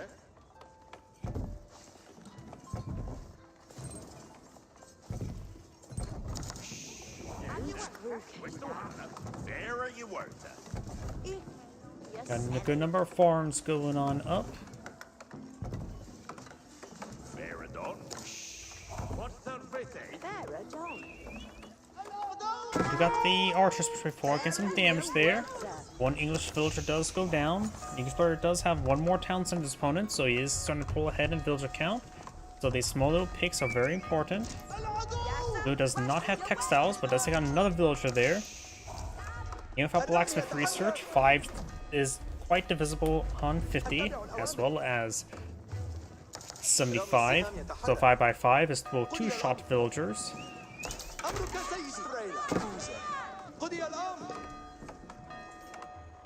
More archers being employed by the Absent player. Absent Dynasty has one of the best economies in the entire game. Additionally, they can get out some decent archers, have increased attack speed from the composite bowman. The Golden Age Tier 1 is one of the most powerful economic benefits in the entirety of the game. Additionally, the economic wing gives them, in the end, result of plus 30% food collection rate.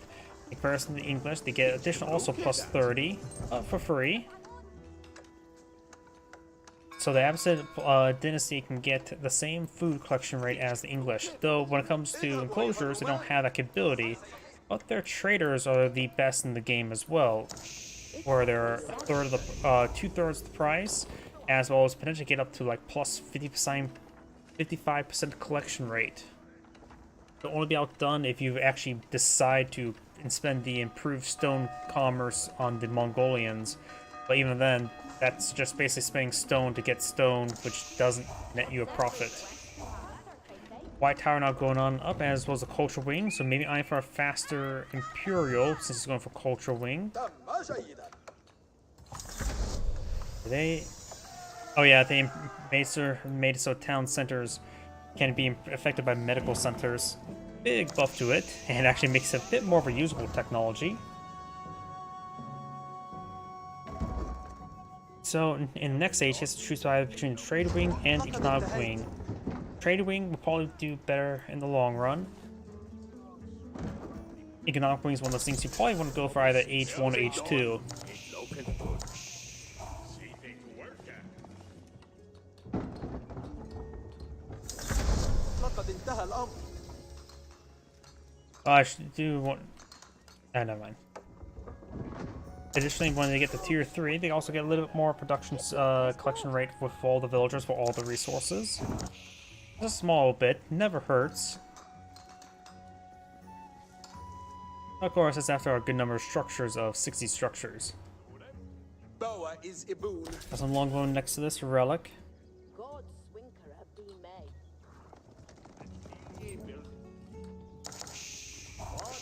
We now have preservation and knowledge being researched, as well as boot camp.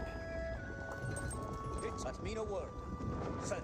Knights move around, there'll be a hard counter to these archers. They have 5 damage, the knights have 4 armor. Going for some various damage, including veteran archer research will give them +2 damage. حصلت على قوسي. Mage Player does not have a blacksmith research, and he's going to be running away, which is probably a good idea. You got a couple of lancers now pushing forward, which they're simply be outnumbered. More archers pushing forward. The lancers actually got distracted by a scout. That may be not a great idea. Archers will go down to those knights. The lancers rotating back around. They're still severely outnumbered. The archers do have the veteran archer research, giving them 7 damage versus 4 armor, so they now do 3 damage per arrow, which is quite significant. Yeah, you come Gunda. All is with.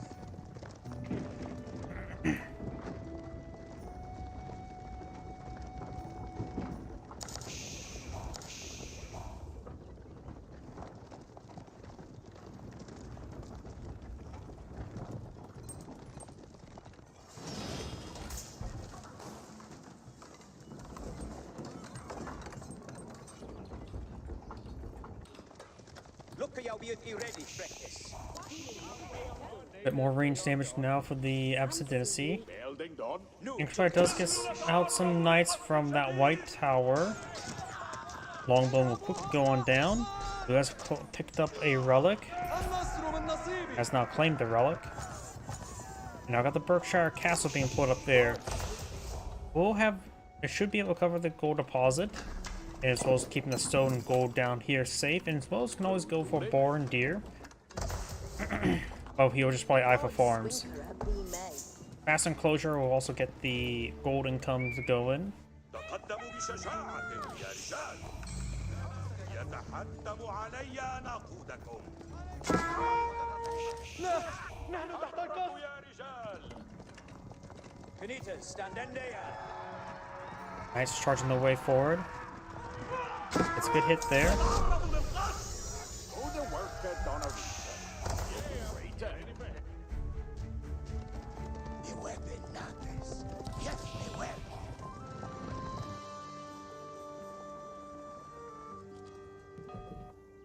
He shall do any work. Down here, we do have now the Lancers engaging these villagers.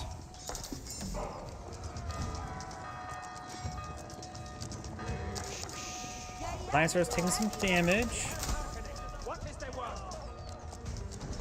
Quite a bit of damage there. Absent player does have some batter rams on the field, and we're taking time to torch down some farms. The Townsend arrows are doing 6 damage, so the Lancers are taking 1 damage each, not a whole lot. Each player has, of course, aging up. The Abacid player is not currently aging up, and unlike in Abacid, we can actually see the age up progress for, or not I as Ibid, we can actually see the age up progress for Abacids. Enclosure has now been completed, and now got armored clad now on the way. More farms being built.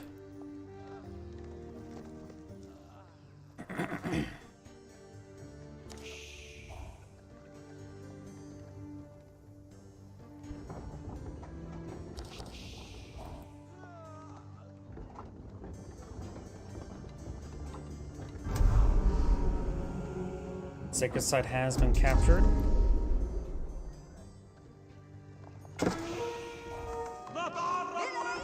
is time to get things done.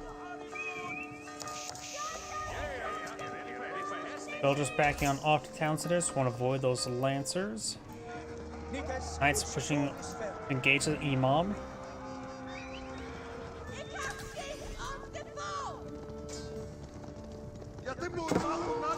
Knights charging the way forward. Does get some good hits there, takes out the scout. What is they want?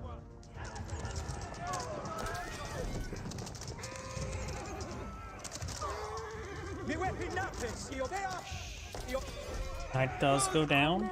We stand at rest as we on and for both your noble. We now got the elite man at arms research now complete. الآن سيروا. حان وقت العمل. Harvest الجاي يكون what he can do. نحن نتعرض لخوف شديد. Knight does go down there. Ready and waiting. And we got some more walls going on up. Economic wing now being researched by the Abacid player, so not any of the trade wing. Those traders are still cheaper, but will lose out on quite a bit of value. This, of course, also can access improved processing, so he has potentially increased gold drop-off, but the initial investment is quite significant. His food income can be higher than the English player, given enough time. But the gold income is still going to be a bit questionable. He has claimed 2 relics, the English player has claimed 3. Elams are a very nice unit. They offer pretty good health and bulk, especially for the food camp. Ready to go. Abida Bordes on Happan Glory.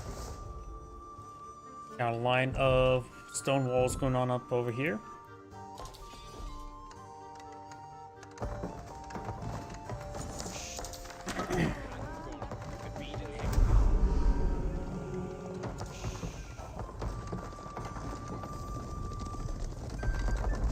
Lancers moving around. We'll find some of these English villagers. The English player does have more villagers at the moment. Takes out those villagers. لنركب أيها الفرسان. Taking some damage there.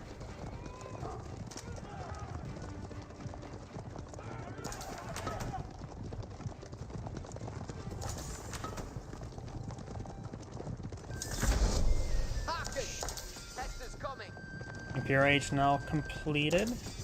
Now got the Elite Archer Research, Fertile Crescent, and Fertilization, among other things. As the player does have decent amount of resources stockpiled up. I wonder if he has other things shoot on up here. He is going for the Agricultural Research, getting a base of level 4 Economic Research, Food Income Research. He's not going for improved processing just yet, though he has plenty of resources. Maybe going to either go for that sooner rather than later. He does also have all the sacred sites, giving a bit of extra gold income. Berkshire Castle gained some shots there, so now knows where the Berkshire Castle at if he was not aware of it earlier.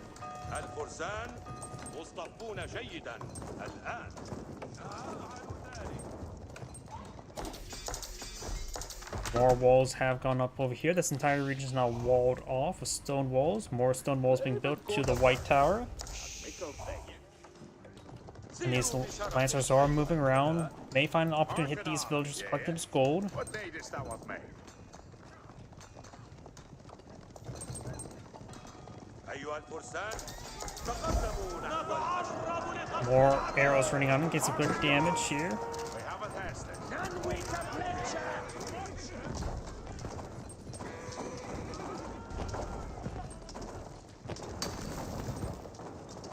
أنا أضيع. And looks like these lancers are slowly being whittled on down. Yep, those lancers will like to go down, especially the White Tower. White Tower has no Springald upgrade, but there's plenty of other units here. The Lancer does go down. Handful of wooden walls, palisade walls to help protect the flanks. And does not get his central sacred site blocked off. So he's going for more stone walls. Right now, Sign has a small military force, both in age 4.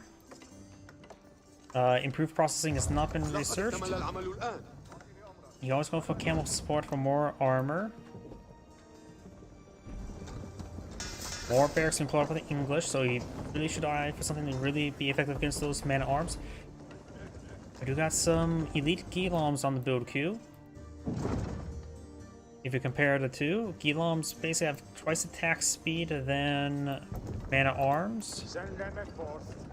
And have like -2 damage. But they have nearly twice the health once the elite army attack has been researched.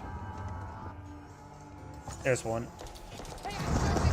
They have no melee damage increase either as well, so they have 12 damage, and the English man-at-arms have 10 or 9 armor, and soon to be 10, so they would be doing 2 damage per strike into these man-at-arms. That's simply not enough. Elite man-at-arms right now have 216 health. He's going for some mangonels. Trying to splash down his opponent. Wall's still going down. We got a staggering soon to be 6 man-at-arms. Decapture Central Sacred Site. I don't know how 6 mangonels may even pose a threat to elite man-at-arms. Not every day you see that many mangonels. He has plenty of food and wood. May just want to get out some other units. He does have archer research. He can get out archers, help focus on the hand cannoneers. He needs more gold. He needs more stuff. He has a pair of spearmen, regular spearmen. Elite army tactics not being on the build queue. He's stalled out for that. He needs more units in the field in general. And here comes the mangonels. Finds a decent volley there, but may not be enough. He does have good enough crossbows here. Man-at-arms trying to flank the mangonels. Gets a massive hit on those man-at-arms. Nearly wipes out the formation. He also has these crossbows preventing the movement to the mangonels. He's trying to hit the mangonels, but he's getting interrupted. Good body blocking there. Some of the mangonels are getting hit. Some are going down. Hand cannoneers are going down. Man-at-arms is just running around, and they are running around slowly. 5 mangonels remain.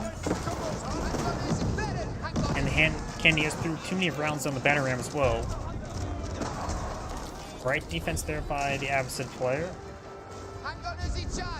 Let's see. Network of citadels have been researched. That won't last. Oh, I thought I was going to hit the outpost, but the outpost won't last too long when it's under fire of the mangonels. Elite Spearman research on the way for the English player. Not sure why he's going for Spearman research. Doesn't really need it at this exact moment. We have a keep there.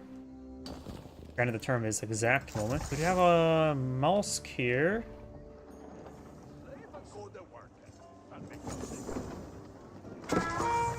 2 trebuchets on the build queue for the English player, and has 5 Springalds.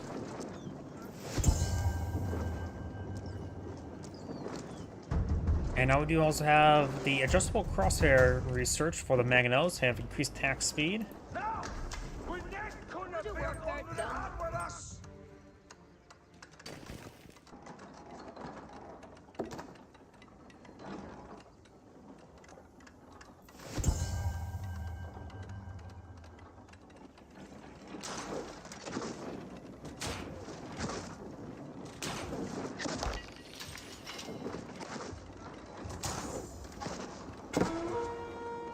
Signs are push way forward. Mangonels perhaps just need 1 good volley and they'll do just fine. You will see the batting ram. And the mangonels do get some damage there. Keep fighting some fire support on the high ground. Elam's getting increased damage. He needs more melee damage for them, getting the last little round of melee damage. I'll put him up to 18 damage. The mana arms are at 20. They have all the armor. Getting some splash damage there, going straight into the back line on the wood line. Actually, Gundam villagers need to rotate around to another wood line. Those mana arms are going to be sent to nowhere pretty much. There's actually a good amount of farms out there. Villagers migrating off those farms. Does not have the improved processing just yet. Even with the cultural wing, it is also cheap as well. It may have been a good idea to go for a long time ago. Try to go for that resource sooner rather than later. Those villagers are trying to build these walls, but they're stuck there, getting ripped apart by the keep as well. It looks like that's remains of the mana arms. I'm not sure what happened to the rest. Ah, they're being engaged right there. Another lumber camp there. We've got incendiary arrows for the Abbasid player. We also have cam archers. He is researching or building a single cam archer for some odd reason. No, it's not even a veteran, and it's not being upgraded. That may be a misclick there. Various fortified outposts being brought out for the English player.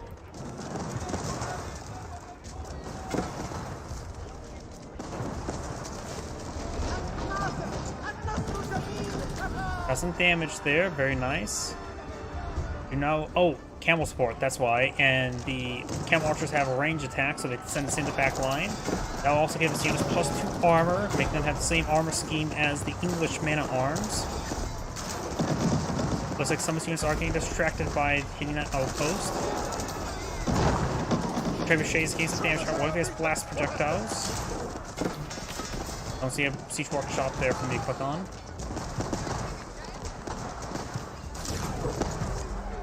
Player has researched chemistry, and the Abs player has not researched chemistry. Going for the veteran camel archer research as well.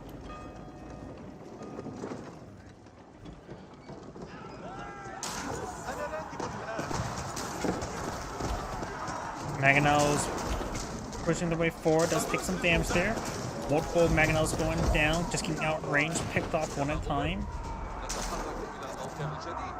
Camel Sport's now complete, so now his units have +2 armor. They have a lot more abuse from the mana arms. And they're pretty much guaranteed to win versus mana arms now with that extra bit of armor. More walls going on up. Keeps taking some damage there.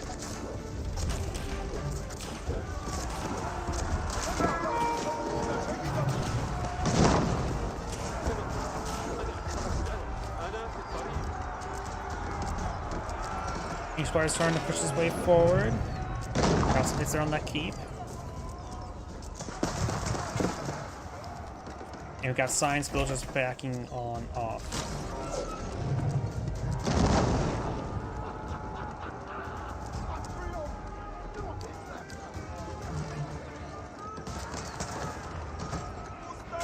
More barracks been put up by the Abbasid player. Get more pressure queues going, but he does take out the outpost there, cancel some of the extra barracks. If he doesn't build any siege weapons, his bonus spring golds will not be super useful.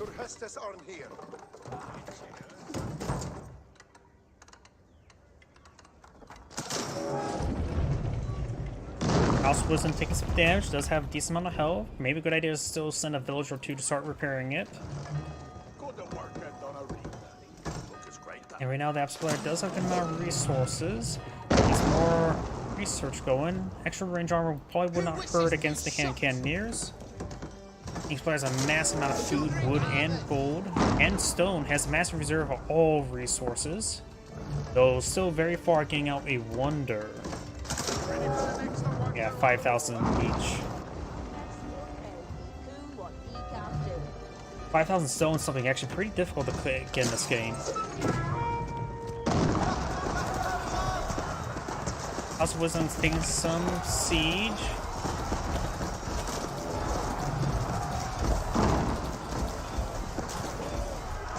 Englishman are sort of going down with so much of his population locked in siege weapons.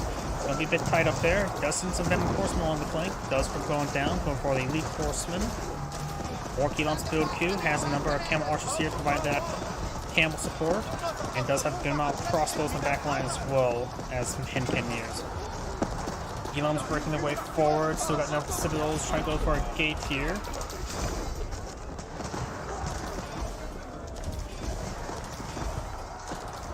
English units being streamed on forward. Keep is still being built, which would be a good hard point. Okay, he does have blast projectiles. Got some great AoE damage there.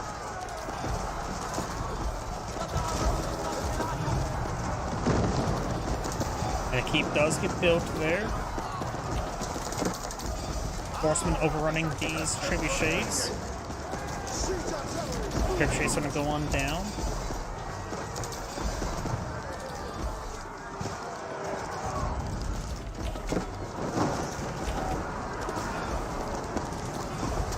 English keep is not under fire just yet, and there's plenty of network of citadels here for the English player as well.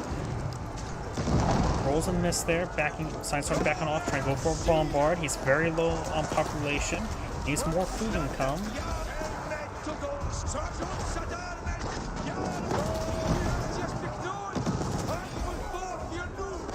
Right now the Abs player also has more villagers on, the field. He needs to take probably half of his villagers on wood and turn them to food. Oh, got trade posts there, trying to trade. And signed us back the game now. This and great saying, thank you for watching, and on to the next replay. I have time for one more replay tonight, so let's go on to the next person.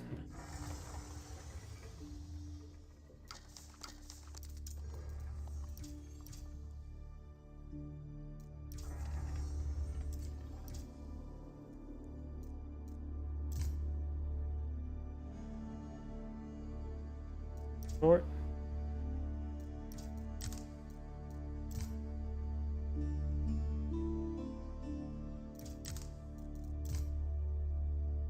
Here we go.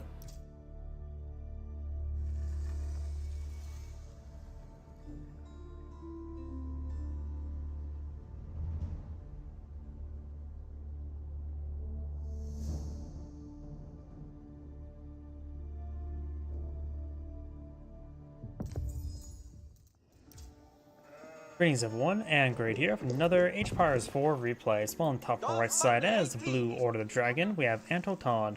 Spawn bottom left side as the Orange Mongols, we have Kiljardi. When it comes to map generation, we do have the Mongol deer deposit a little bit up north and a little bit off to the right, plus 2 gold deposits over here. And this area is pretty just as a resource as well for gold and the boar, and he can always place an OVO here. His future OVO is going to be here in general.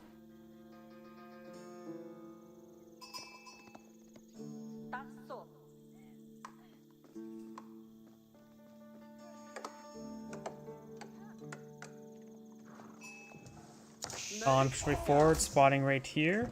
You have wood being collected up right now. He may be eyeing for a Spearman Rush.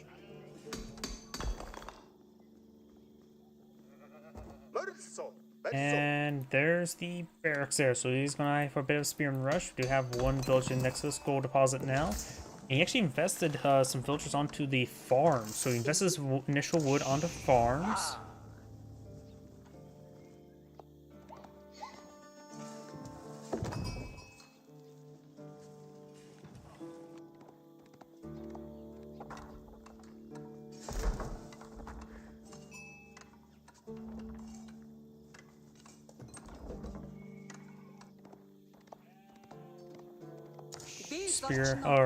Spearman.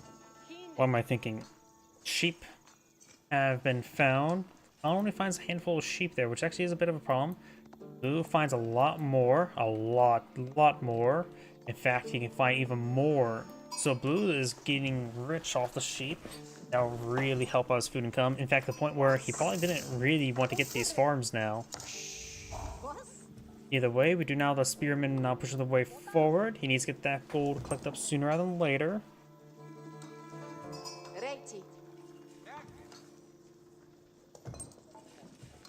Needs a couple more gold drop off there.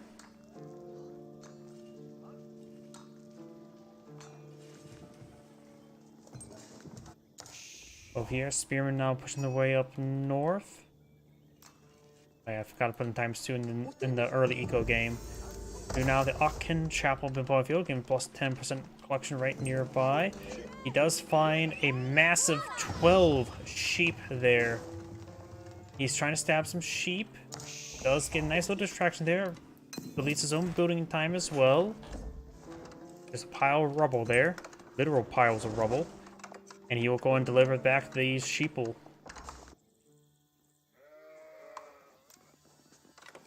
Let's go and build an outpost here. The Aachen Chapel. It'll be easy enough to displace the Aachen Chapel, or displace the outpost. Some Gilded Spear would be more than enough. Or maybe just even go for a single Gilded Mana Arms.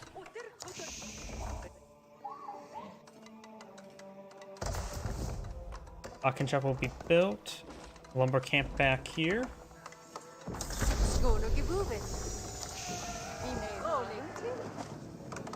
Collecting enough wood to get out like barracks. Outpost firing away some arrows. Got another, the villager now pushes way forward, trying to get another hit. Proxy out the wood here, but can just simply rotate around to this other side. Archer range not being built. Sort of surprised he went for archer range. For this one, he would probably go for Gilded Man Arms to break through the outpost, no problem. Of course, he is being denied that gold, so Gilded Man Arms is not really a possibility. He may go for some Dragon Archers to help hit those Spearmen themselves. Got 6 Spearmen deployed on out.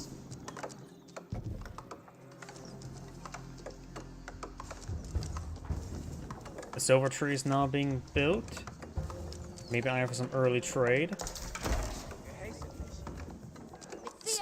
Ungilded Scout here, scouting his way forward, will spot all this. Does get a Gilded Archer firing away. Trying to focus on the Villager, gains good hits there. Dragon Villagers do get some damage there. Does cancel the outpost there, and the Gilded Archer picks up on the Spearmen. He does have 5 Spearmen here, might as well just throw them inside the outpost. And the Aachen Chapel will take a little bit of damage.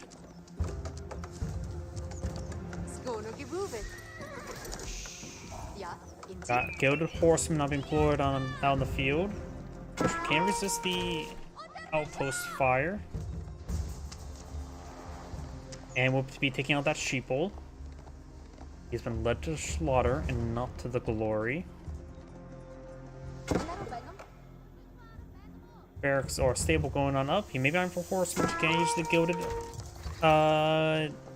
archers, or decide for some Keshiks for some heavy cavalry. Feudal Age is now complete. He's going for our ×2 Keshiks.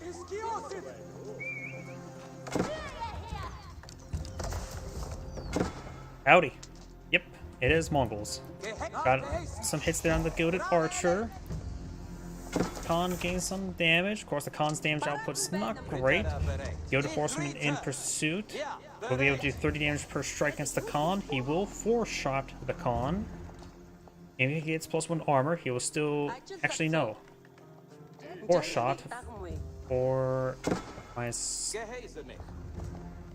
Yeah, he'll still 4-shot the Khan. Doing 116 damage. Not like that really matters. Got Keshiks. There's another single Keshik being pulled on field. I have some heavy cav, so got some Gilded Archers here. He may get out some Gilded Spearmen. Aachen Chapel is providing some ore benefits for these farms and for the sheep collection, so he's getting some good food collection.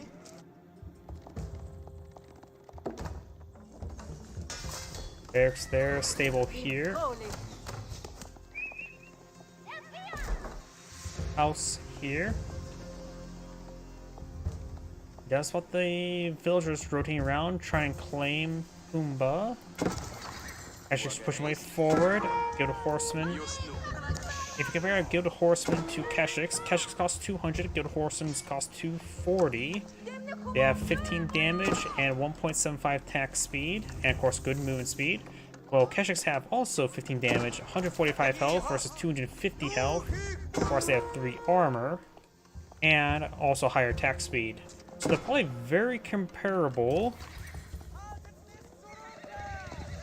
Health versus armor. And of course, the extra movement speed is very nice for the Horseman, but the Keshik may still beat the Gilded Horseman 1v1. Hard to tell with the attack speed, health per swipe, and things of that sort, but Gilded Horseman will beat villagers in 1v1 combat, and a bit more than 1v1 combat. Ungilded Scout takes some severe damage there.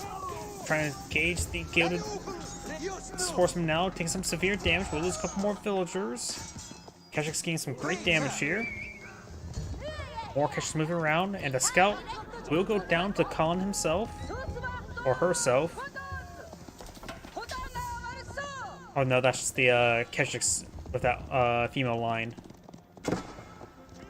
Not sure if the Khan's male or female this time around. And not important. We do now have the outpost being rebuilt. 6 villagers have gone down. Needs to at least get 2 more villagers in this region. It may, and the boar is already down, and the boar is inside of the, whatchamacallit, here, so it has minimal drop-off for range. Still denying this gold income. In fact, he's not touched a single gold. We do now have an outpost going up here, trying to hit those villagers. These Gilded Horsemen are severely wounded, and unlike being Holy Roman Empire, you don't get prelates there for age 2 healing, and so these Gilded Horsemen are severely wounded and permanently wounded. Spearmen engaging, get some good damage on the Gilded Horsemen, focusing down the Gilded Archers. Spearmen backing on off, taking severe damage. That is a good number of Gilded Spearmen. Keep your distance to Keshiks. They cannot beat Gilded Spearmen. They should not be going in like this. A bit of oversight there by Orange. One Keshik almost goes down there. There's a good number of Keshiks here, but remember, these are Gilded Spearmen. They really like hitting cavalry. Plus 40 damage versus cavalry. Yeah, don't underestimate them.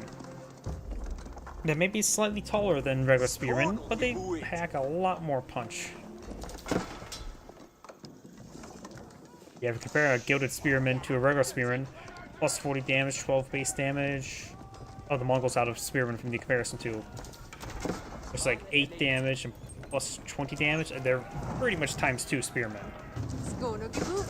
Great hit down those Gilded Engineers, or Villagers. Why did I say Engineers? Wrong game. Getting distracted by the Gilded Spearmen. Does got a couple more villagers there. Orange need to fall back. The Khan has gone down, so can't use the speed arrow.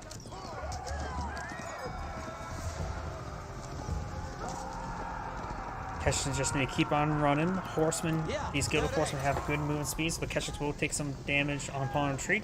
Spearmen and archers are still in tow. Now got the wheelbarrow research on the way. Keshiks taking some severe damage.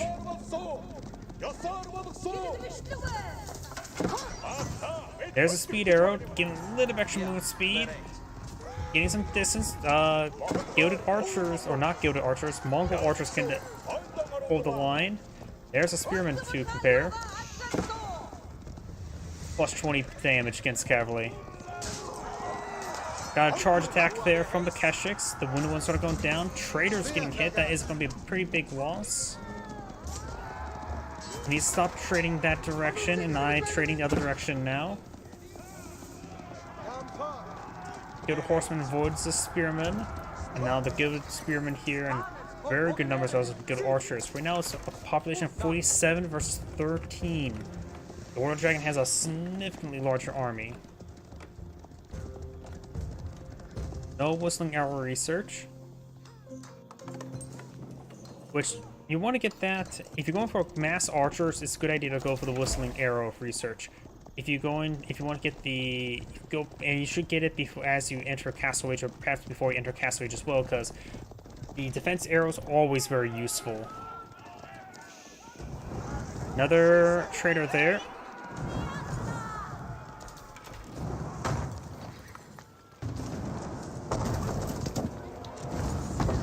Ovo has a bit of stone remaining, not a whole lot though.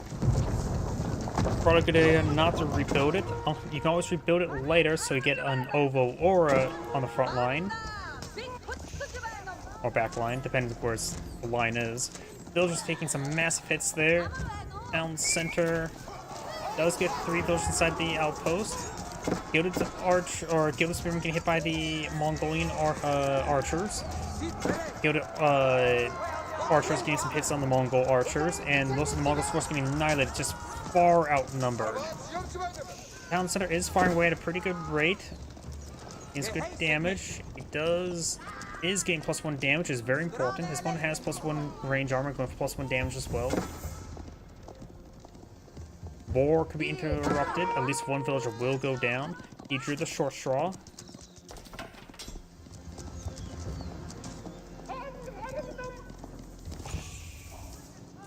Trade post has Silver has 2 traders.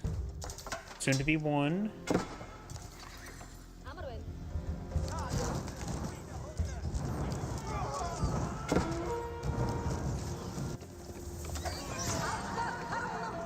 Kashik's trying to engage these villagers now.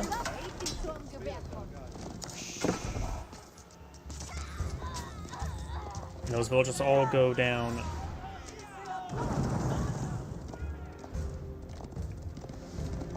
These Kashaks are quite wounded. If they can just take time to throw torches maybe on this house, they can get some health back. Now got some farms going up around the Akin Chapels, also taking time to clean up the berries as well. The Order of Dragon players scraping the bottom barrel of resources.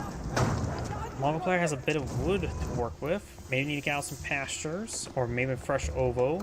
There's 2 other Ovo locations. This one is probably not worth. You have to spend 150 wood to get out 129 stone. That may be a good spot after for redeploying an Ovo. So you can simply get the Ovo in a more convenient spot. That's more of a when all of the stone's been exhausted Ovo. Try and go for some here, but there's some gilded archers here to intercept.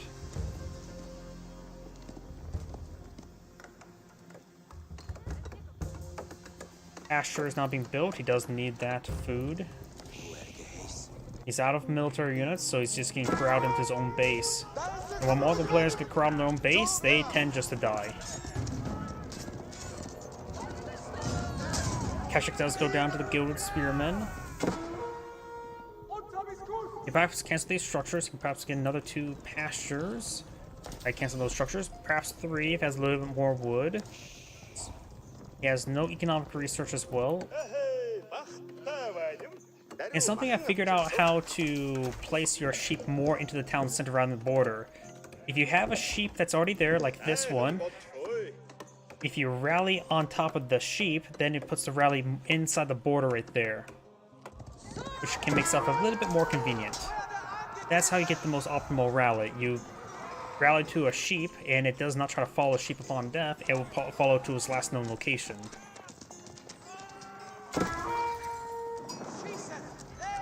More pastures now being built. Outpost does get re-garrisoned.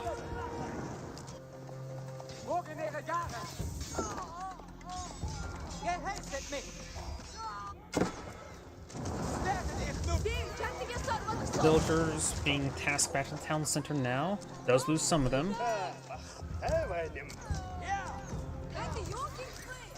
Mongol players less villagers than the Order of Dragon player. Remember, the Order of Dragon's village is also more efficient. 28 more efficient while having 20% increased cost. So effectively increase this number if you want a good comparison. Increase it by 25%, so let's just assume 40. And so he roughly has 50 villagers versus the Mongols 32. So the Mongol player is severely behind economy.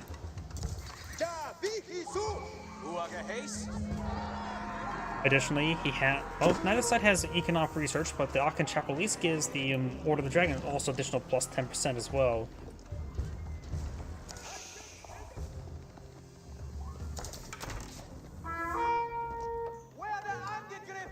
Then he's trying to migrate away.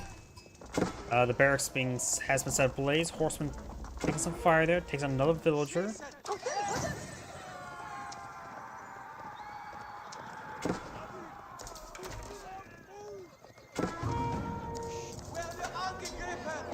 Rittare, Hofgard! Ich gehorche! Werde angeschossen! Ritter Spore! Ja, bereit. Ich riete. Ritter are bereit. Yoda Horseman still being pursued on here. Looks like he will go down.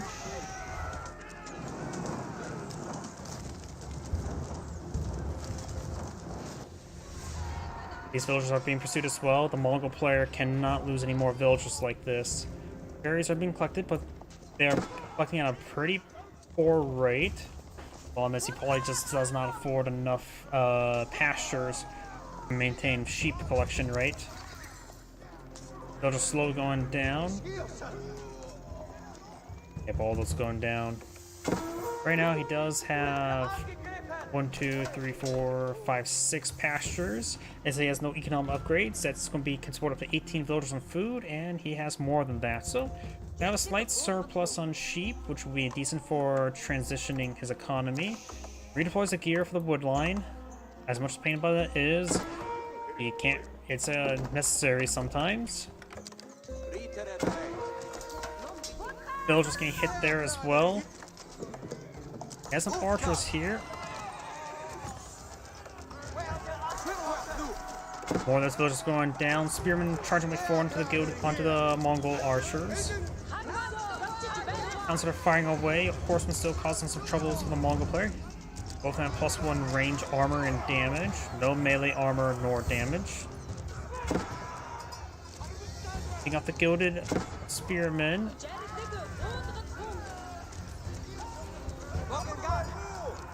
We also got some gilded man-at-arms, and those can be very difficult to deal with. Even civilizations with heavy cav, it can be difficult to deal with gilded man-at-arms because simply you just mix in spearmen to go along with the gilded man-at-arms.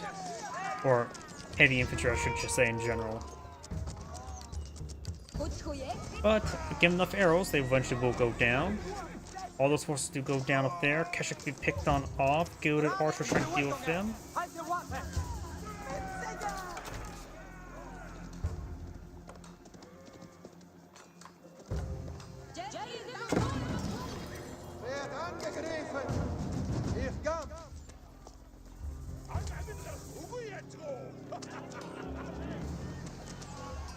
Archer's taking some damage there.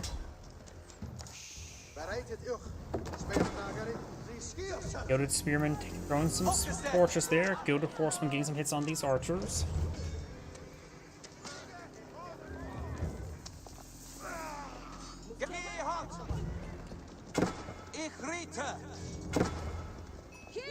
Horseman falling back way up here.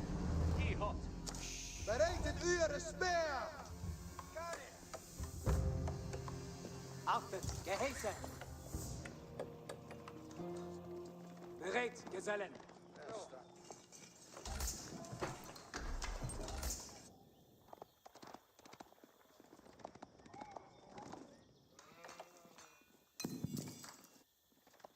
Gehorchet! Silver Tree is still alive, but damaged. The Mongol player's at 32 villagers. The Order of Dragon player's at 49. The Mongol player may just need to get another town center out. As villagers queued on up, so his villager queue is not being interrupted. He has no economic research, and the Aachen Chapel is providing quite a bit of good value. 10% is greater than 0%. And I think as well, I'm not exactly sure if the gilded villagers, if they have a percentage increase of collection rate, or do they have a base increase collection rate? If it's base increase collection rate, then that should actually be multiplicatively applied. Well, I think if it's just a percentage increase, I think that is... I don't think that's actually multiplicatively applied, but could be. You need to actually sort of sit down and take a look at that, if those are applied multiplicatively. I can't say that word for some other reason. Problem is, in this game, you can't really view the state trees like in, let's say, Company Heroes 2. It's really tell what those multipliers do, since you just can't edit them. I don't think you can actually view them. It's also really annoying. Bereits schießen! Cast a charge way forward. Four Dragon Slayers now in Castleways, and the veteran research is going to be very problematic for the for the Mongol player to engage. We got the speed arrow there, taking some arrow hits. Spearman being focused down there. Keshik's trying to push way forward. Even then, the Gilded Archers will get quite a bit action. They punch pretty hard right now, and they will punch even harder when the research gets complete. So Keshik's heavy armor is not going to be reliable at this moment in time. Not to mention, they're dead because they have trouble dealing with the Gilded Man-at-Arms as well as the Gilded Horsemen. There's the Elite for research. He's also going to be getting scaled armor, so the Mongol archers are going to be worthless in every situation except against those Gilded Spearmen. Gilded Spearman does go down to town center arrows. He does have currently 18 villagers around the sheep, which is an adequate number for the current number of pastures. And there goes another trader. Or maybe not. Not sure there's a trader right there. That seems like the right path.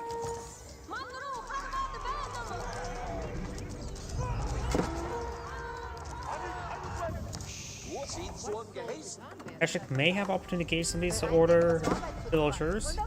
They do offer a bit more damage, I believe, like one more damage.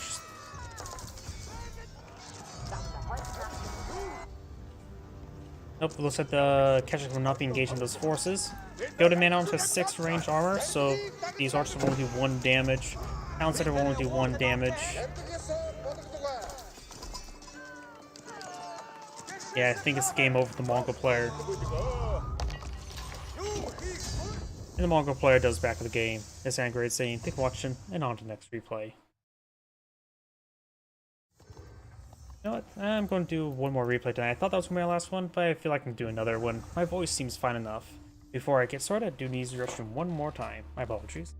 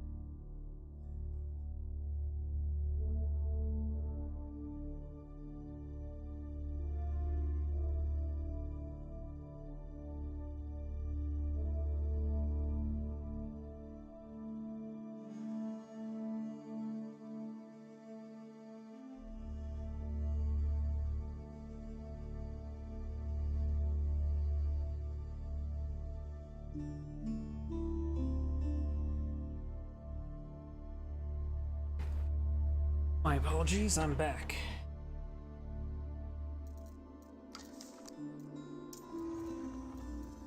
Let's see if we can find another decent length one.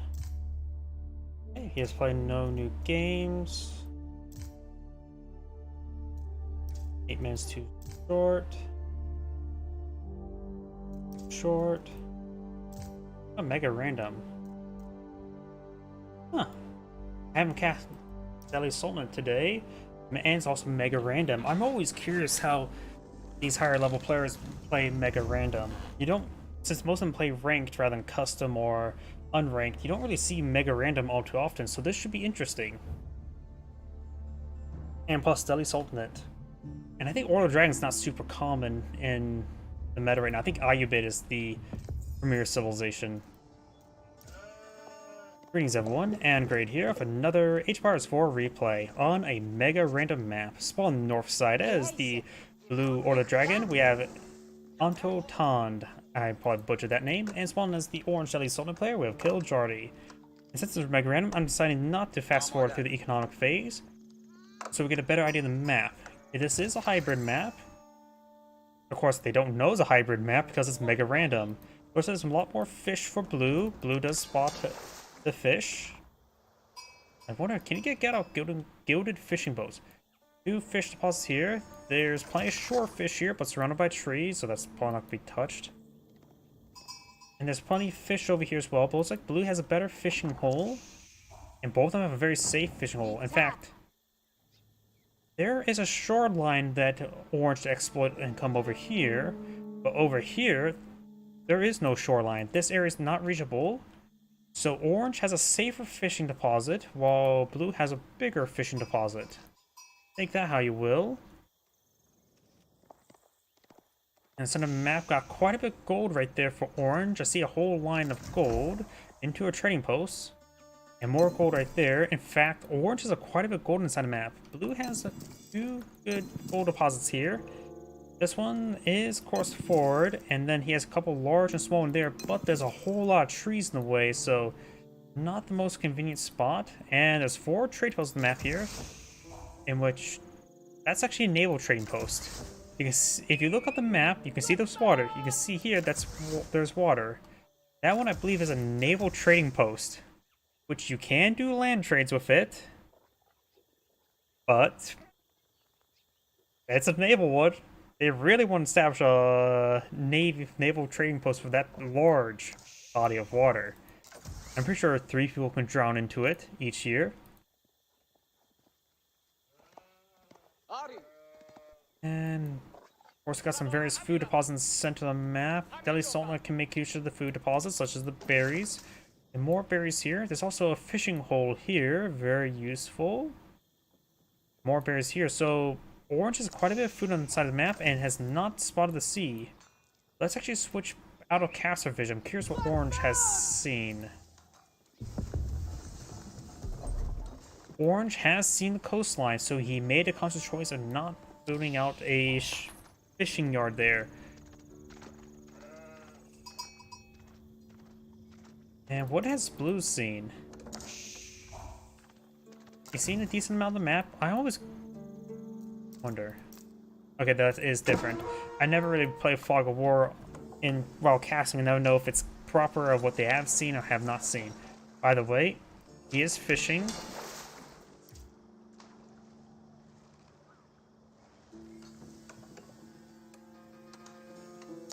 Dome of the Faith being researched. Getting advanced more or cheaper scholars. Or the Dragon Player is not aged up because he has invested quite a bit into the fishing economy.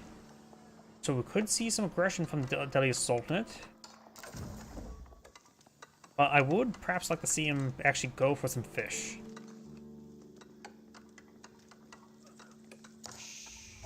That's going to fast forward right now. Let's see what unique ones. See, that's military ships can regenerate health. I'm pretty sure the same as Order of Holy Roman Empire. Nothing too particular crazy. Most civilizations have pretty standard navies. Nothing too crazy. It's easy to balance. And most people don't really like naval maps. So going for a bit more of a standard, not what's the term? Not massive changes between civilizations and navy is probably perfectly fine. Minwark Palace not being built.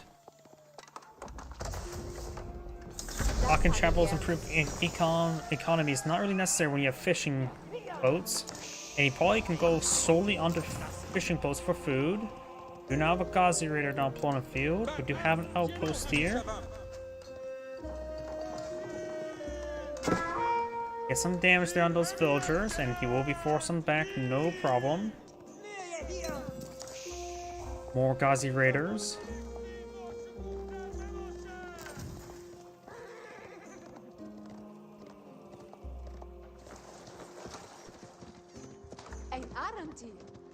We do now have these Ghazi Raiders moving around. He does get the Ghazi Raider hit by that ungilded scout. Villagers getting hit as well. One more hit and that one's down. Does take out that villager there. Very nice. Well, take time to start torching down the dock. A single fishing archer ship can easily keep that secure. Orange should see this shoreline and may be able to spot this alcove. Orange is not yet building fishing boats, so Blue's economy is going to be far superior. And Delhi Sultan doesn't really have massive economic benefits. Their biggest economic benefits, they can capture sacred sites early, and get a little bit more income from it, in which he's only able to get 2 out of 3. The last one is not really obtainable, but if he does obtain it, there's nothing his opponent can do, due to the fact that it is on its own little separate part of the landmass, surrounded by trees. Actually, that is not traversable by transport ship. It has to be excavated out by lumberjacks.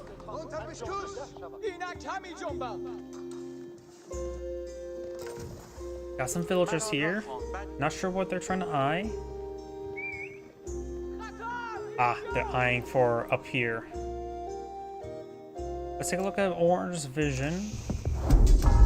And he's also captured some sacred sites.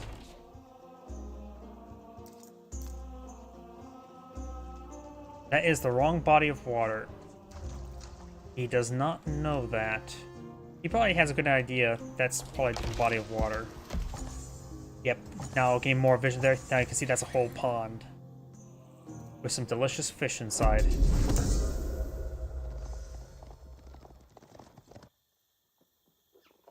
Sacred site being captured by that scout. Sacred site in the center does get captured on up. As a little extra golden comes can be very useful to Delhi's ultimate player.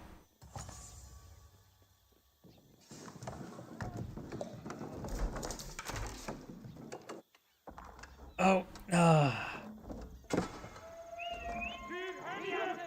it will be okay to go for 1 or 2 fishing boats there, but that's about it. Maybe at most 4. But that was not a good dock. It's a really horrible dock placement. Mega random. Hercules Cathedral, now being built by the Order of the Dragon.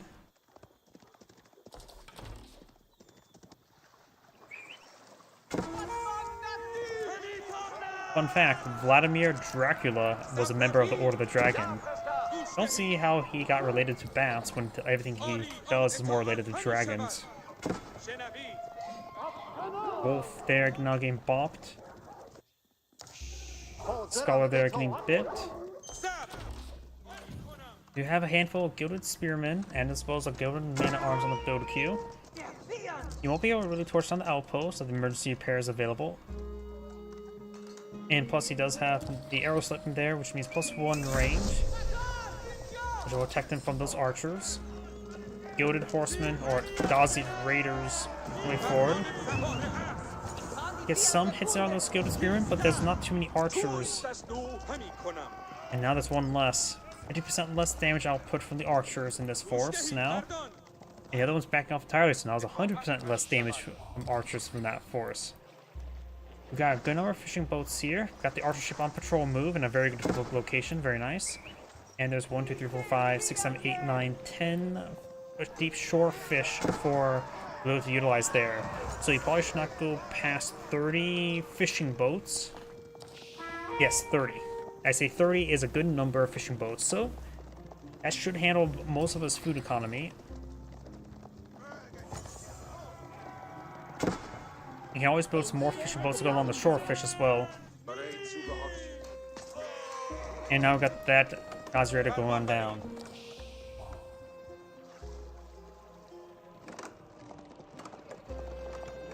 You could try torching down that dock. It is out of range of emergency repairs.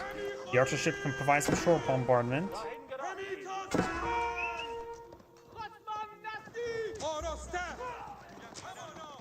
Compound Defender not being deployed in the field, which allows them to deploy out stone structures for cheaper. As well can researchers keep research from there. So you may be eyeing for some good number of keeps. Scholar getting stabbed repeatedly. Oh yeah, we're going to see that pop up multiple times. And caster.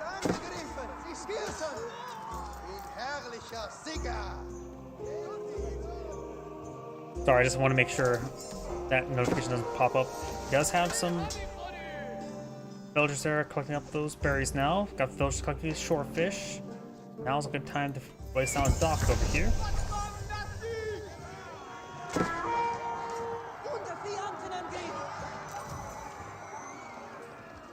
Both players now Castle Age. Be a bit of time before the veteran research gets completed. He is going for some lancers.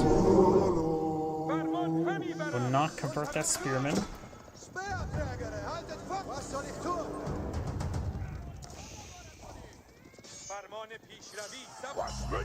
Gilded Man Arms push way forward. Guys are just going to try to bop him. They do get +2 damage for his heavy, which is just more or less something to gauge its armor. Punch through its armor. Scholar taking some hits there. Spearman getting some stabs. Being hit by those. Oh, does take out the Gilded Man Arms, but will take some losses. And does take out that Spearman in time. Got some crossbows here as well, very nice.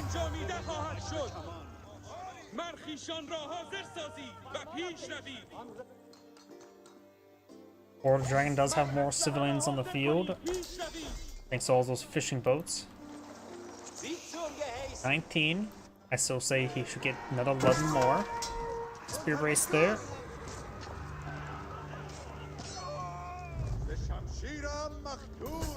Village Fortress now being researched. He could get some trade going. It's not half bad trade. Spots off the beaten path. Boy, I'll keep here. Help him keep the secret site secure and the trade. Maybe next to the trade site, not so much. The secret site. So maybe trading right here could be a possibility. Put a keep there. Help him keep the gold. Help him secure the trade. This wood that's in the way, and voila, you got a pretty good trade route. This map seems a little bit larger as well than a normal size 1v1 map.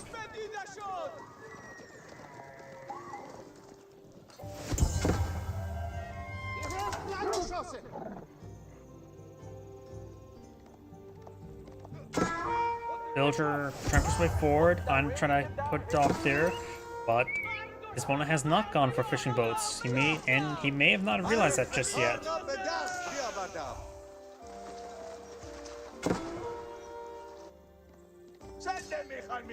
Scout gains some stabs on that Gilded Man at Arms.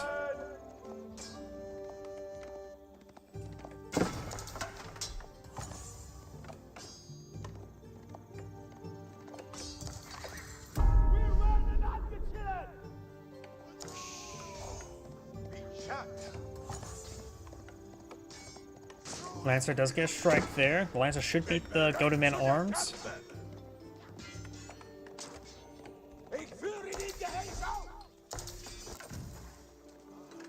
More crossbows being put on the field. We got the keep going on up. Village Fortress not complete, so he still doesn't only have the one population queue. But at least keep the secret site secure. Blue does capture the secret site and will be likely decaptured. Horseman push forward, Gilded Horseman. Villagers falling on back. We've got these forces here as well. The keep's still pretty far from being built, so he's going to play Ring on the Rosie with the villagers to stall production out. Villagers backing off for a little bit of a moment. Only crossbows remain, no more archers. The guys are starting going down. I don't think he's going to get that keep really built. Or maybe if he's starting to try and torch it down, he can just start putting some damage on the units that are trying to destroy it. Got some prelates here inspiring these units. He does have the aura benefits, or the military inspire ability.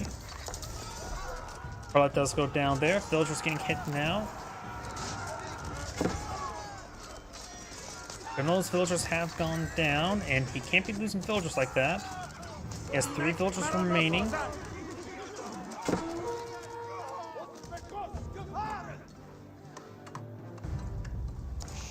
Now the keep should be finished. He also has a mill nearby.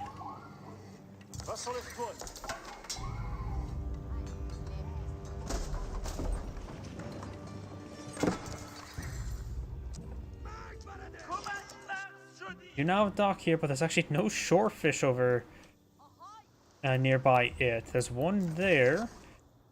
He needs to get a dock here in order to get out shorefish. He may be able to deploy out right there. It's hard for me to tell sometimes with the where you can place docks.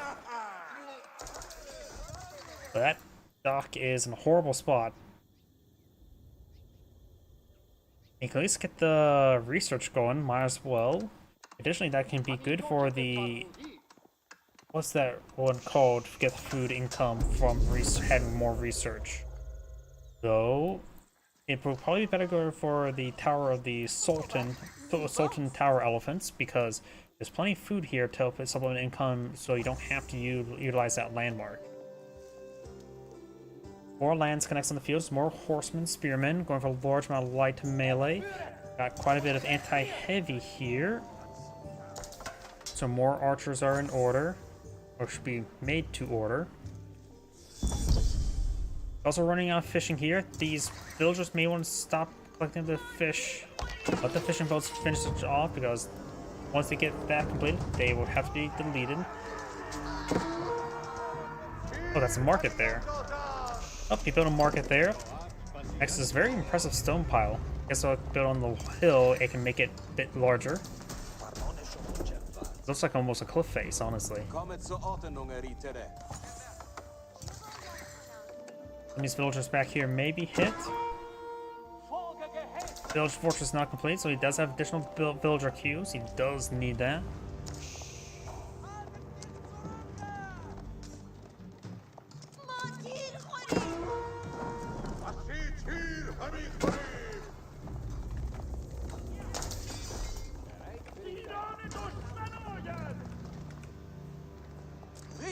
Got these forces taking some damage. Got some basic palisade walls here. Lancers will definitely go on down. Probably may get a villager, maybe not. They don't have textiles.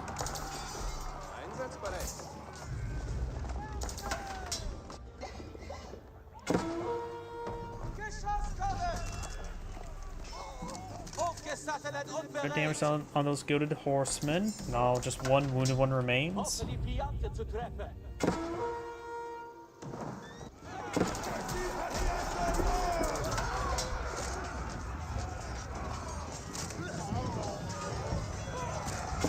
Crossbow's starting to fall on back. Orange's army starting to get annihilated.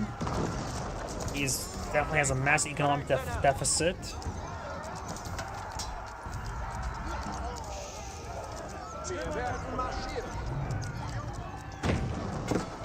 More hits there. Man-arms, good spear brace there. Crossbow's firing away, but of course we got mostly just spearmen and lance connects here. Not heavy units be countered by the crossbows. And most of these units are actually almost dead, and I think it's going to be a bit of overkill on some of these units.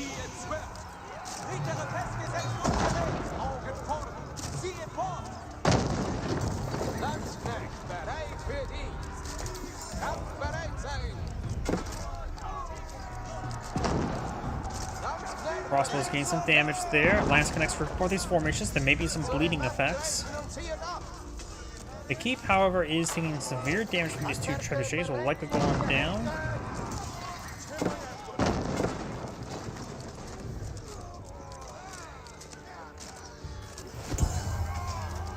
It doesn't look like he has access to bleed effects. Just the Lance Neck's getting some great damage there. Keeps him set up blaze. One villager left on the inside.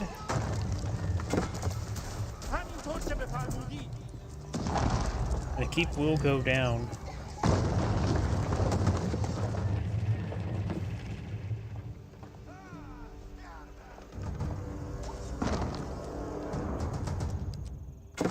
Villagers now rotating around, trying to build up a keep here to help secure this gold deposit. There's also a good amount of stone. Blue's trying to go for an outpost here, recapturing this sacred site.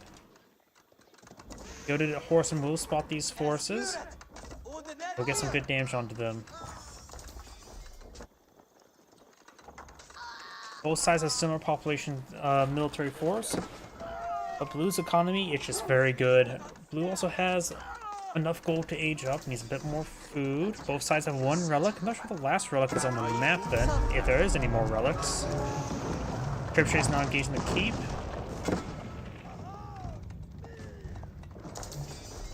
Yep, I don't see any more relics on the map, so there may be just 4 on this map.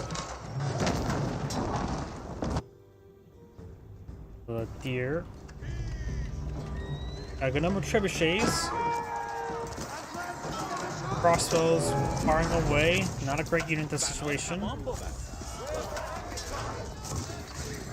Lancers push back forward. Some spearmen in tow. He's good hits there on those goaded horsemen.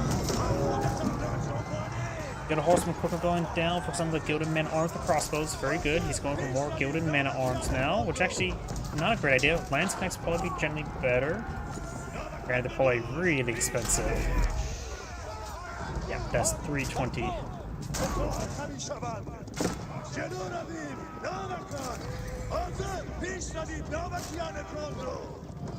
Crossbows being microed quite well. They do hit hard, even if they don't hit heavy.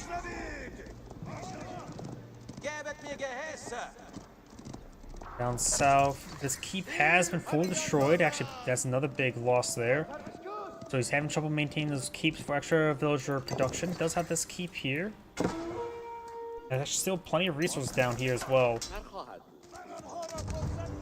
Ghetto Spearman charges way forward. Villagers rotating around to collect up some more wood.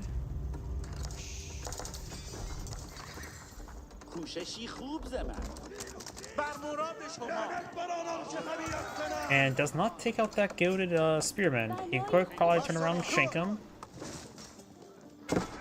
Does get shanked.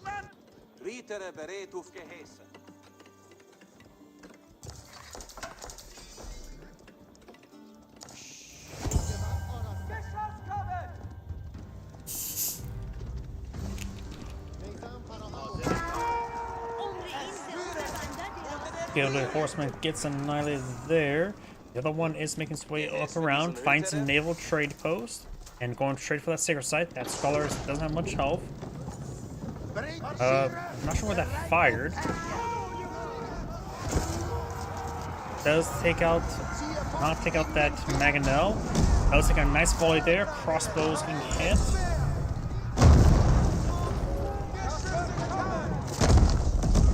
Getting more and more hits there. And he's right now just mixing more archers.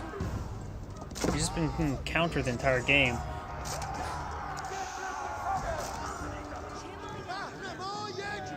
No bleed just yet onto the with those Lance connects. He's been getting some decent hits there, and they've been honestly getting the Zornhal upgrade. Wouldn't be half bad now. They should have gotten none of the upgrades other than the basic blacksmith research. We got a Springald ship there. There is no fishing boats here. It's not worth fighting over that. Just let that stuff die. He has not gotten any...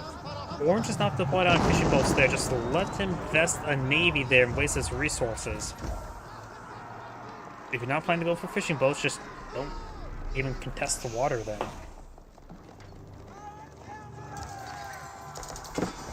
Some of these villagers getting hit as well.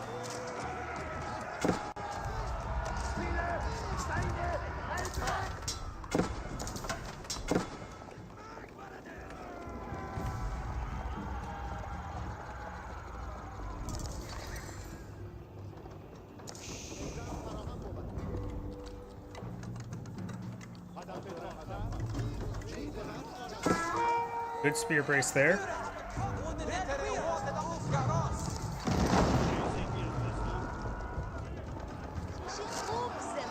Arm pushing way forward. Lance connects the spearman engaging.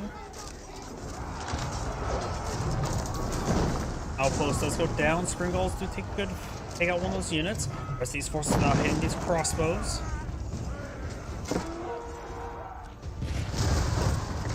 Fire ship.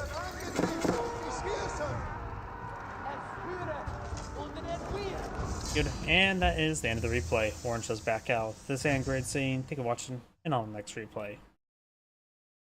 Mentioned beforehand, that should be my last replay tonight. It's getting a little bit too late for me. So everyone, thank you for watching. Have a good evening, and get some good rest. Enjoy.